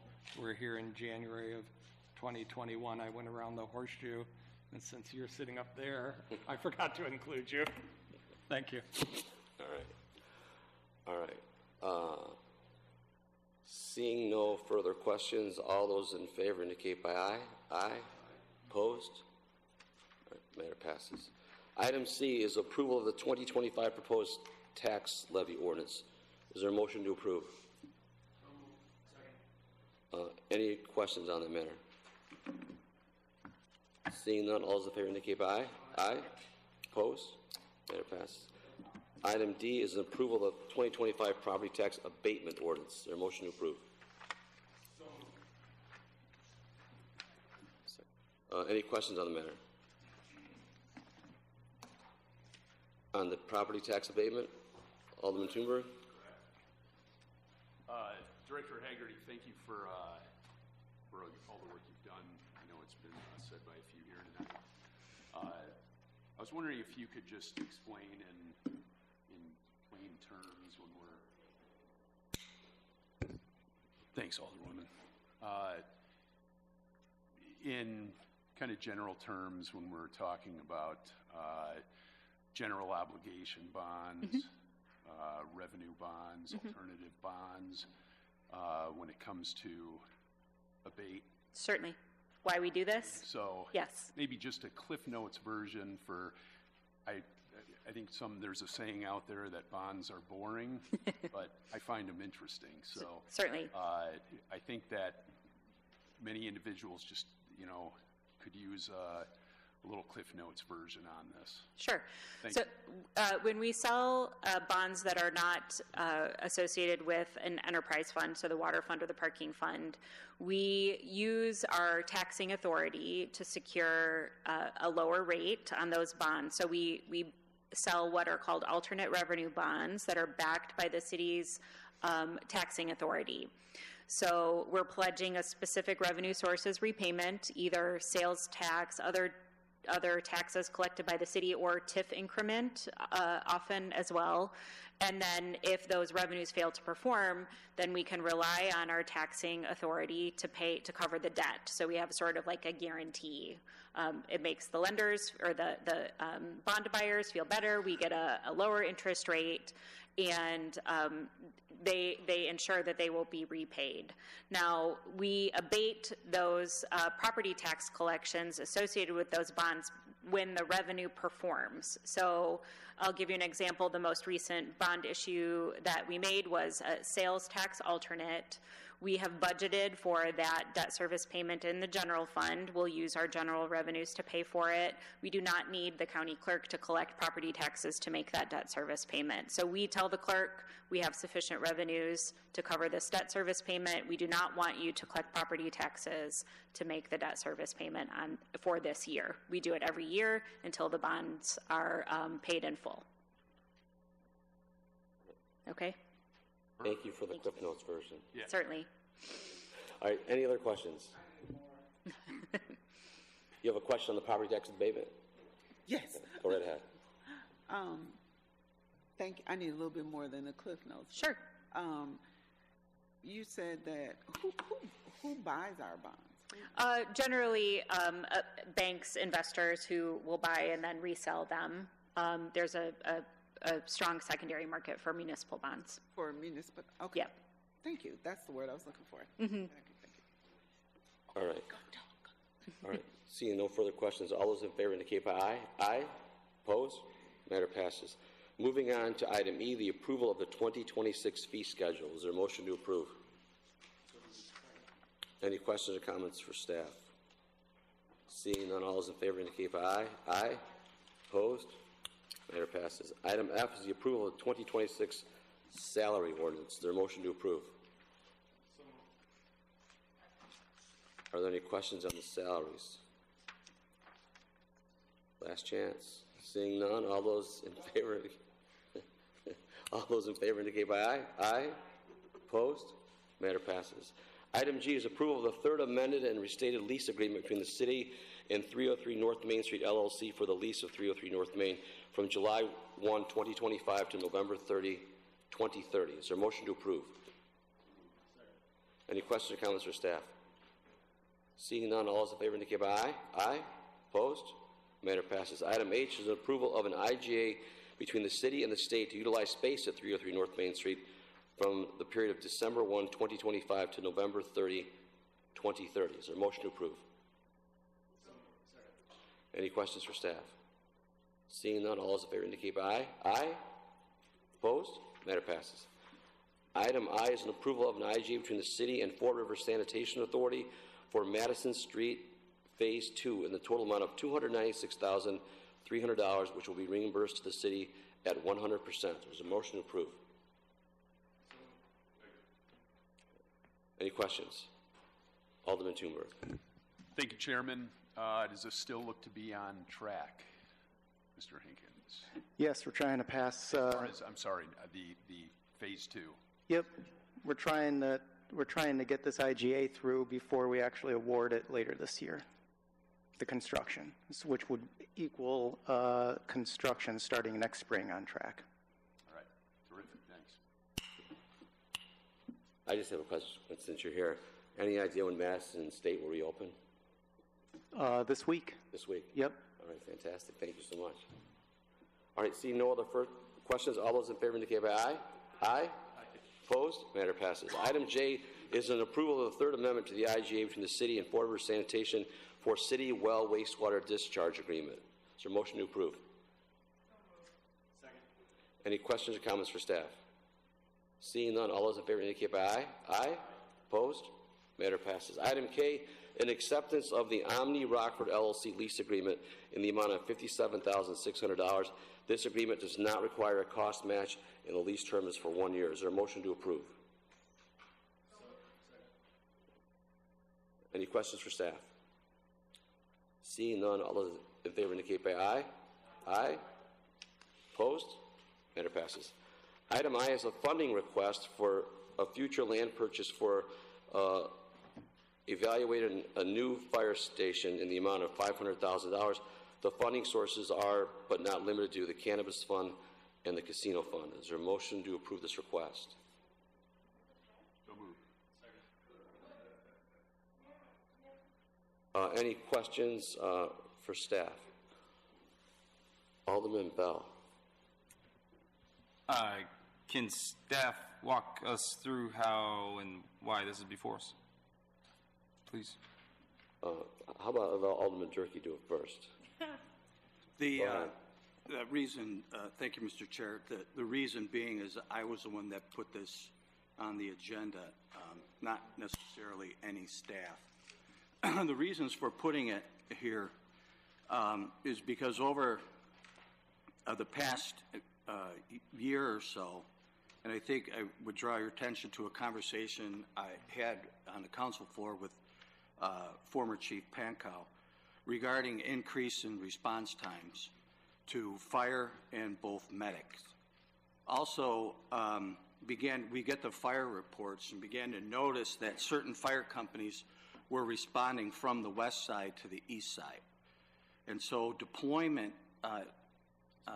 seemed to be a little out of where it should be as far as how we were utilizing our fire and medic services. I did go back and read a study that was done, I believe she was deputy chief at the time, Pankow, and a group of firefighters put together regarding city growth, both geographically as well as by business and population. And there was a suggestion, this was done in 2021, a suggestion that the city needed to start looking at another station, Fire Station 12. And so because of that, you know, I did ask questions before. It is a budget cycle, and I requested that we at least start the process of looking at that fire station. The beginning process is actually to identify where that station would be and then buying property. I don't know if it will reach $500,000 because I'm not quite sure where the fire department would like to put that. They would obviously be the people who were in the know on that. I know there's another study maybe that will be coming regarding services and response times, and that may be modified somewhat as far as the fire service and medic service needs. So at locations, different things may change as they gather that data. The response times, both by the medics and by fire companies, the appropriate response times are based upon industry standards. And we have an excellent fire department because they follow those standards. And we're getting to a point where we're pushing it. Now, the mayor and the former Chief Pankow and Mr. Cagnoni got together and provided a solution, sort of a trial run on putting another company near station, I believe it was Station 5, and response times were improved by around 9% or so. So adding additional resources did seem to make an effect. The long-term question that we'll face, though, is that when the land purchase is just the beginning, we'll need to build the fire station and we'll need to man it, which is expensive. But I would argue that when it comes to local governance, there's two primary roles that we have. Number one is public safety. Now, that people will have a difference of opinion in that, but that's my opinion. Number one in municipality is public safety, caring for our citizenry. Number two, to me, is infrastructure. But public safety is always number one. And so as we start to look at, I think one of the worst response times I heard was we had a child that had an epileptic seizure, and the medics, not the fault of the fire department, but because of what's available, the response time was 11 minutes. That's not so good. I'm a physician, and response times by the medics are critical. And right now, you see the ambulance run data. We're running our guys and gals all over the city. And when they get tired, it compromises what they can do. We do also have a lot of cab rides, unfortunately, and some programs have addressed that. But given the scope of what they're trying to cover, for instance, the 6th Ward is about the size of Rhode Island. It's huge. And we have a fire company has to cover that whole ground. But when you're starting to see, when I start to see West Side fire companies, both at Rural Street and other companies moving and responding out on the east side of Rockford, it's really time to take a hard look at it. This is a budget year. I know it's $500,000 in a tax budget. I talked to the mayor briefly about it, and this is where Director Haggerty laughs at me when we try to find $500,000 for a land purchase. So, but I think it seriously needs to be considered. We do have funding for it. It's a one-time at least set aside. There can be alterations to this if we do 250 this year and 250 next year, but I think it bears very serious consideration, and we as a council, to tell you the truth, I hate to say this as a conservative, but we probably are looking at raising property taxes to pay for the fire service. It's not something anybody wants to talk about, but we're also looking at a budget now that's very, very tight.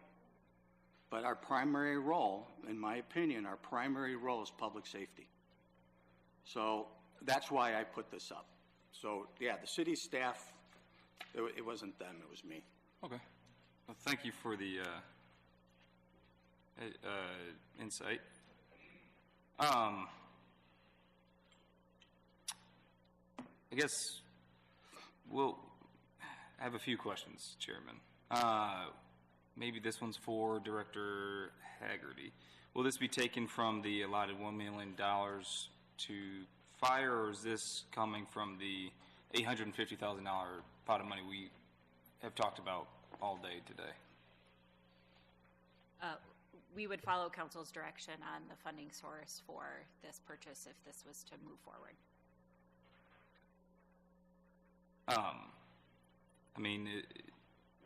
Okay, thank you. To our new chief, have you been caught up to speed yet on this request? I know former Chief Pankow's name was thrown around a few times. I just want to know if you were or have been in meetings and kind of your insight or perspective on this request. Sure. I can answer some of those questions. Alderman Durkee did inform me that he was going to bring this to council. We did have a brief conversation about some things yesterday over the phone. I understand his commitment and passion to public safety, as I share that as well. And I think that what we have done and what this council has approved over the last year or two has been that increase in staffing. What we did is creatively add those additional resources on the east side of our jurisdiction, which has created a better service to that area. We've seen a decrease in call volume for neighboring stations and resources, which just proves that we are keeping more of our available resources actually available in a time of someone's emergency. So as far as being up to speed, I'm very up to speed on the additional station, as we have had that in our recommendation since 2011. He is correct that we will be redoing our community risk assessment standard of cover study this spring. And so I'm excited about that opportunity to look at a full year's data with Engine 5 and Medic 4 in place for a 12-month period. His point is very accurate. We in the addition of Station 12 would need staffing. And so that question, where we've gotten creative with the additional personnel that has been approved by council to absorb some of the attrition that we're going to face over the next 2 years, we will, as the budget was presented, be returning to our original FTE prior to that increase. And so what that will look like over the next 2 years will be, as that decreases back to our original number, I think it was 276, Director Haggerty, we will then have to reevaluate what services we're going to be able to keep. And so if we're going to be able to keep those services in play, then forever and always, and I can guarantee that Engine 5 and Medic 4, that 14th fire apparatus and 8th ambulance will be in service forever and always, then that's when that conversation for Station 12 could truly come to fruition. Okay, thank you. I'd just like to put on the record, I share some of that passion that the First Ward Alderman has for our first responders. As it relates to this item, though, and it could certainly go to, through this committee. I don't sit on this committee, and it could go to council, but would love to have more discussion around the urgency and overall feasibility to allocate $500,000 of cannabis funds to this project after speaking to a few individuals on the fire department about this who have been in conversations like you, Chief, in regards to, of course, investing into a new fire station. I have no influence on this committee. However, I'd ask if we could hold it out or lay it over so we can have more discussion, maybe in a joint caucus, to better understand this proposal. I feel like we've had this rodeo before, but as not a member of the committee, you can't make a motion to lay it over. So if you Thank you. want to get someone else to do it. I'd appreciate it, though, if we could. Just Alderman Prunty, do you have a question?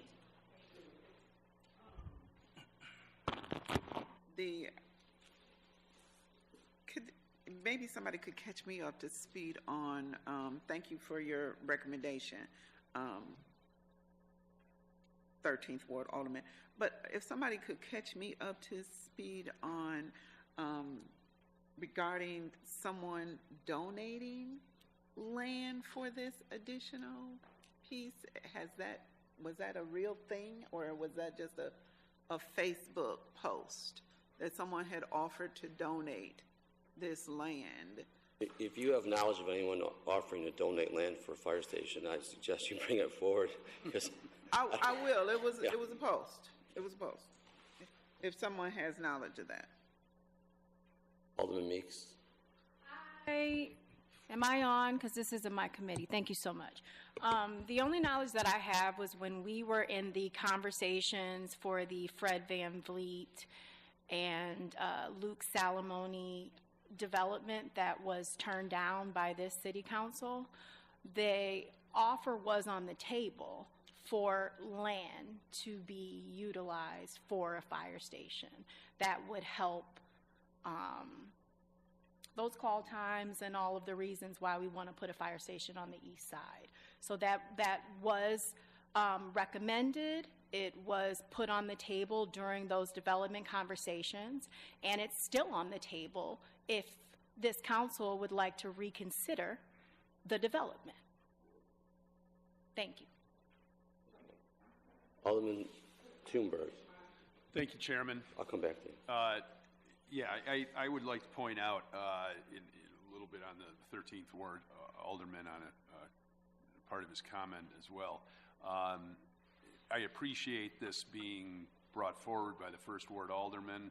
I think myself and another person on the committee, our intent is to, partial intent is to get this out of committee onto council and get other council feedback.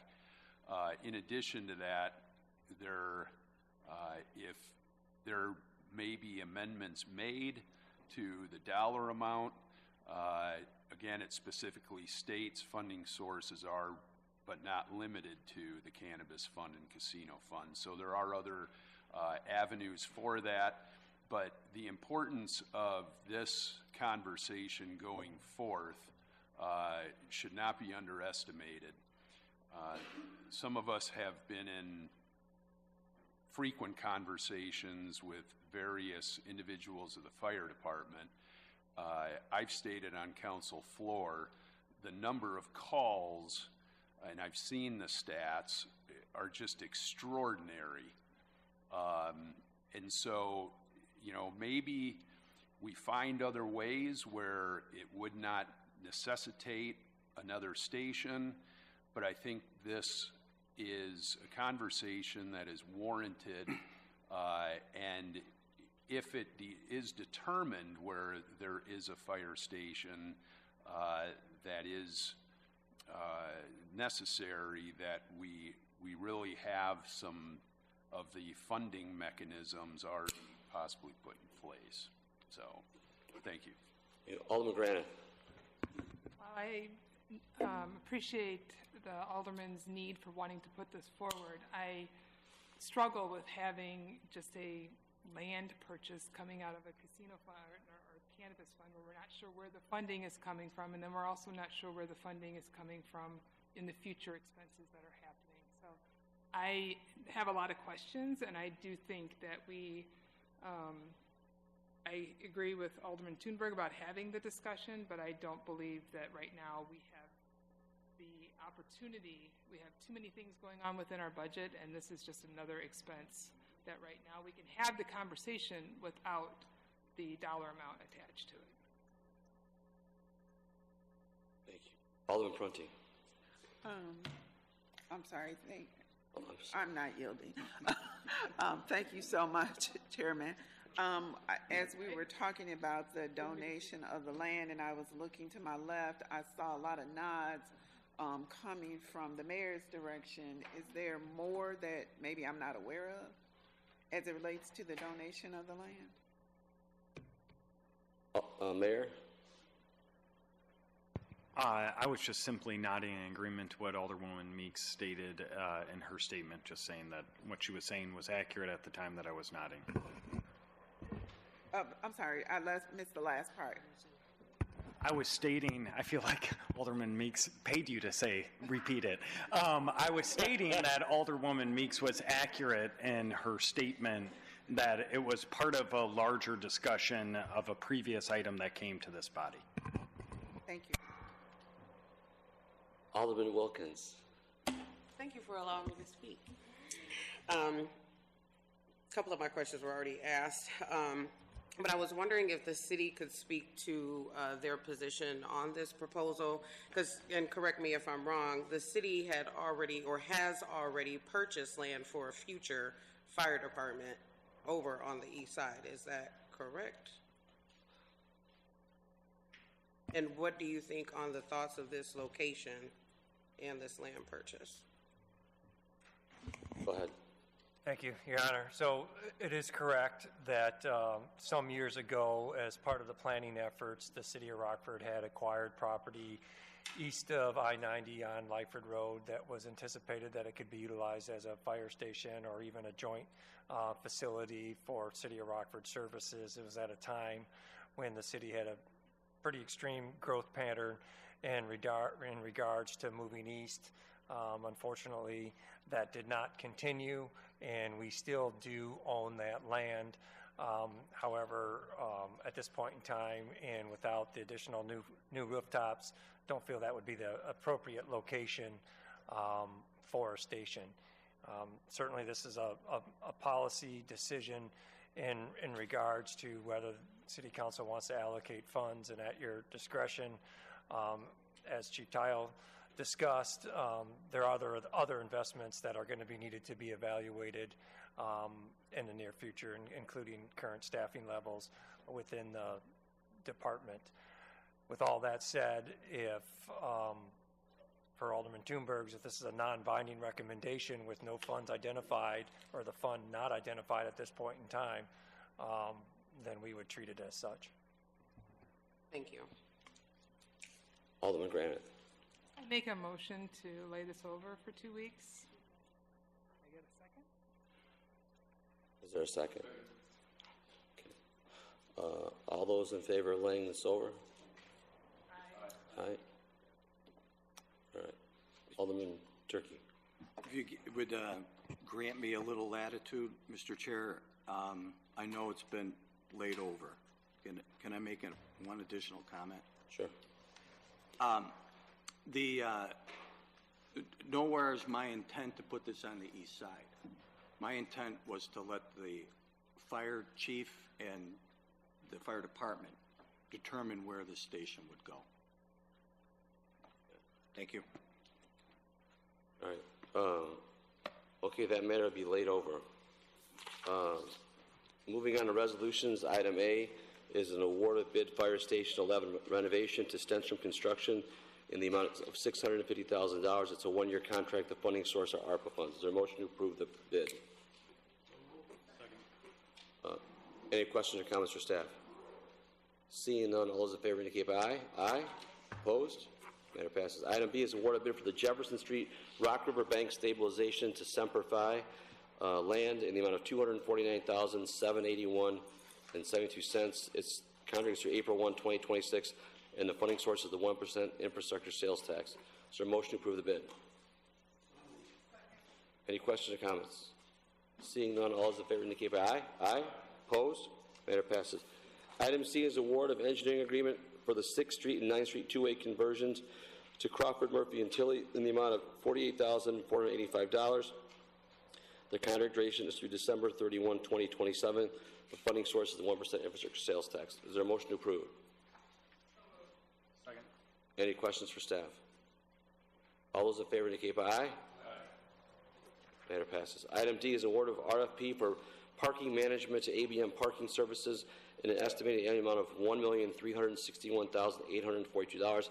It is for a 5-year contract duration with 2 additional 1-year extension options. The funding source is the parking fund. Is there a motion to approve? Second. Any questions or comments for staff? Alderman Beach. Thank you, Mr. Chairman. Is the 5-year contract the reason we're getting the price that's quoted? Or is there some other reason why it's 5 years? Would like to answer that. Normally our contract with ABM has been 5 years just to have a consistency in the enforcement and management of the system. So we don't get a better break because it's 5 years? Or is that the break we get because it's 5 years? So the price is based on an estimate of what their of what expenses will be and a small management fee. They did give us a break on the management fee. Alderman, Ms. can Haggerty. I address that as well? So we use a 5-year contract because there is a significant upfront investment in software, in capital equipment. There are positions that need to be hired. That process alone takes a significant amount of time to achieve. There are upfront costs that ABM or any vendor that we would hire to fill this space would incur. So they need time to recover those capital investments effectively. So we use a 5-year term. As Jeremy mentioned, we are amortizing some of those costs over the term of the agreement, which we see here. We are paying cost plus a management fee, which is the traditional way that a contract of this nature would be structured. I think I understand what you just said. All right. But that's the reason why it's at 5 years. Yes, so that we can amortize those upfront costs, yes. All right. So after 5 years, then we're done paying those fees? Well, that depends. Obviously, if it's a software needs updating at times. We did actually have several expenses under the last contract with ABM that they agreed to write off outstanding unamortized balances as part of establishing this new agreement. We do have some software as service included in this arrangement, but things like vehicles, they need replacing. So you might pay for a parking control officer vehicle over 5 years, and then at the onset of a new contract, a new vehicle would need to be purchased and amortized. So that just depends on the nature of the service. But as you can imagine, hiring a team to manage a contract like this and training a team to manage a contract like this takes time. So any new vendor would have a significant investment in that time and staff time to train. So is that cost then wound into this number of $1.3 million?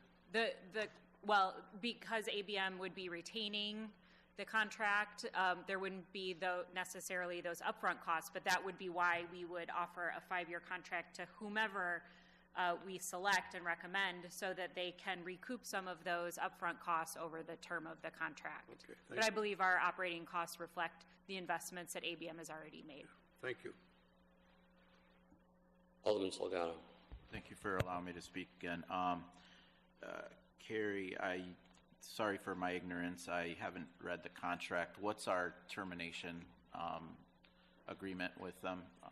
Sure. So there's a non-appropriation clause. So if council decides not to appropriate funds for the contract in future budget years, we have the ability to terminate. I believe there's also a termination for cause section with notice to remedy within a reasonable period of time. And if they fail to do that, then we can terminate. Yeah. And then as a follow-up, real quick, how are we operating in that fund? So the parking fund is currently operating at, there's no deficit in the fund currently, but that is because we are subsidizing the parking fund with a transfer from the redevelopment fund on an annual basis to cover the shortfall. So we would have to have significant increases in parking fees in order to cover the total operating costs, which is not exclusively ABM. We also have internal staff that are assigned to maintain the facilities and do some upkeep, and capital investments certainly as well does not fall under ABM's purview. So the total operating costs for the parking fund are beyond just the ABM contract, and we generate sufficient revenue to cover the cost of ABM, but not to cover the full operating costs of the fund. And I'll follow up real quick. Profit margin for ABM? The total sum of their management fee for the on an annual basis is approximately $80,000, and a portion of that is based on is driven by revenue production. So they will only achieve that full $80,000 if they meet revenue goals. Perfect. Thank you. Any other questions on parking? All right, seeing none, all those in favor indicate by aye. Aye. Opposed? Matter passes. Item E is award of non-competitive contract for in-time scheduling and timekeeping software system to in-time service in the amount of $116,328. It's a one-year contract with two possible one-year extension options. The funding source is the police department operating budget. Is there a motion to approve? Any questions or comments for staff? Seeing none, all those in favor indicate by aye. Aye. Opposed? Matter passes. Item F is the IMRF resolution to allow service credit for military leave prior to participation. Is there a motion to approve? Second. Any questions for staff? Alderman Prunty. Could you just explain that just a little bit more? Who would like to explain this? Director Hunter. Go ahead. This allows our employees to purchase military service credit to go toward their pension, their service credit that they earn being in the military. So when you're in the military, are you already a part of the IMRF? No. No. This would allow them to buy service credit once they are hired here. And they're buying it. So what does that mean to us? The employer's cost is not factored in until 2 years after the conversion and purchase of the service credit, and it comes in as a rate of the percentage of that. So the employee has to purchase the credit, the service, at whatever that fee is calculated by IMRF. And so then 2 years after the conversion and purchase, it will be factored into our annual IMRF employer percentage rate. So would that also include council? Yes. Does that include council who was elected in the 2021 cycle? Anyone with IMRF? Any employee. Any employee who... Military service. Mm-hmm. So any employee who has IMRF as a part of their responsibilities now, or who have it in IMRF, period. Any employee through the city of Rockford that has earned military service credit prior to employment here could purchase credit hours. Credit service, sorry. Military credit service. Thank you. Mm-hmm. Isn't it military leave? No, we already currently have, when they leave, we currently have a resolution where they can buy back. This is prior to coming to work for the city. That's just military leave prior to participation. Correct. Military, I mean, it's, if someone was in the armed forces 2022 and they come to work for us in 2025, they could purchase those 2 years of service. Okay. Alderman Hoffman. Thank you for allowing me to speak on your committee. I want to say this is pretty common. We did this back on county board back around 2010.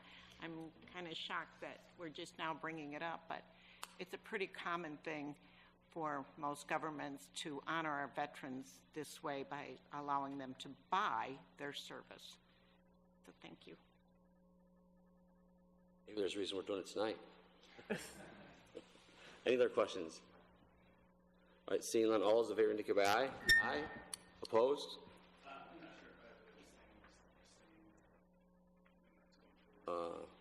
Ruling? Yeah. Go ahead and abstain. So, all right, we'll show Alderman Logan abstained from the vote as a possible future beneficiary. Item G is the proposed funding of $100,000 to food pantries as a reallocation of ARPA funds from major corridor signage program. Is there a motion to approve? Any questions? Alderman Thunberg. Yes, just in case, I think we should know if the votes in Washington were to recommend funding SNAP and such in its entirety, this would not kick in or will kick in. Who can answer that? I can answer that too. Go ahead. Regardless of updated decisions from the federal government, we were recommending that we advance forward with the $100,000. We've had the opportunity to reach out to a number of the food banks, and I had, one information that came from the Salvation Army Pantry, where they've seen their average cost per family rise from $3.31 per family up to $7.12 per family. So, recognizing the extreme need throughout the community, we would propose advancing forward regardless of the updates. Okay. Yeah, I'm for this. I just wanted to be clear if this were to be distributed if Washington votes to start getting that open. So, okay, thanks. I was under the impression when it first came about that if, in fact, the SNAP program was back online through the federal government, that we would not proceed forward with this. Wrong information? Yeah, I mean, that may have been discussed early on when we were exploring the option, but as we've gotten additional data, our food banks have been decimated here recently, and they're all seeing significant increase in costs. We know the needs out there, even should SNAP benefits, fully be restored, going to be delayed. And so we're trying to create some predictability to the food banks that, subject to this being approved and council approval next week, that we'd be in a position to deploy those funds. Okay. Alderman Trier. Thank you, sir. Can you tell me how much did we allocate again for the major corridor signage program? It was originally allocated at $425,000, so this would be $100,000. Okay, thanks. And then in the memo, it says 8 local food banks. Have we identified who those food banks are? Yes, there's actually 9 food banks within the city. However, one is not currently deploying foods, and I apologize, I did not bring the list with me, but I'd be happy to send it out prior to city council. Would love to see that list, please. I definitely did have a recommendation. I don't know what. I've just been seeing. Obviously, this is a important topic, not only locally but nationally. So I have just been watching just some of the different things that have been taking place locally regarding just efforts to help different pantries. There was a pantry, I just haven't seen her name listed on anything. She does just such wonderful work, and that's Voices of Inspiration, Miss Vivian Lott. I haven't seen her name listed on I don't know if I've seen it on any of the lists of distribution. I just want to make sure that I go on record as making sure that that particular pantry was mentioned as a place for funding consideration. Thank you. Someone else have a hand up? Chairman, Go ahead. I apologize. I just pulled up the list. I just didn't have it printed out. Rock River Valley Pantry, Christian United Pantry, Unity in the Community Lighthouse Pantry, St. Elizabeth Pantry, Cornucopia Pantry, Salvation Army Pantry, Emmanuel Lutheran Pantry, God's Glory Pantry, and Soul Harbor Pantry are the 8 pantries that were provided to us. What was the criteria in choosing those?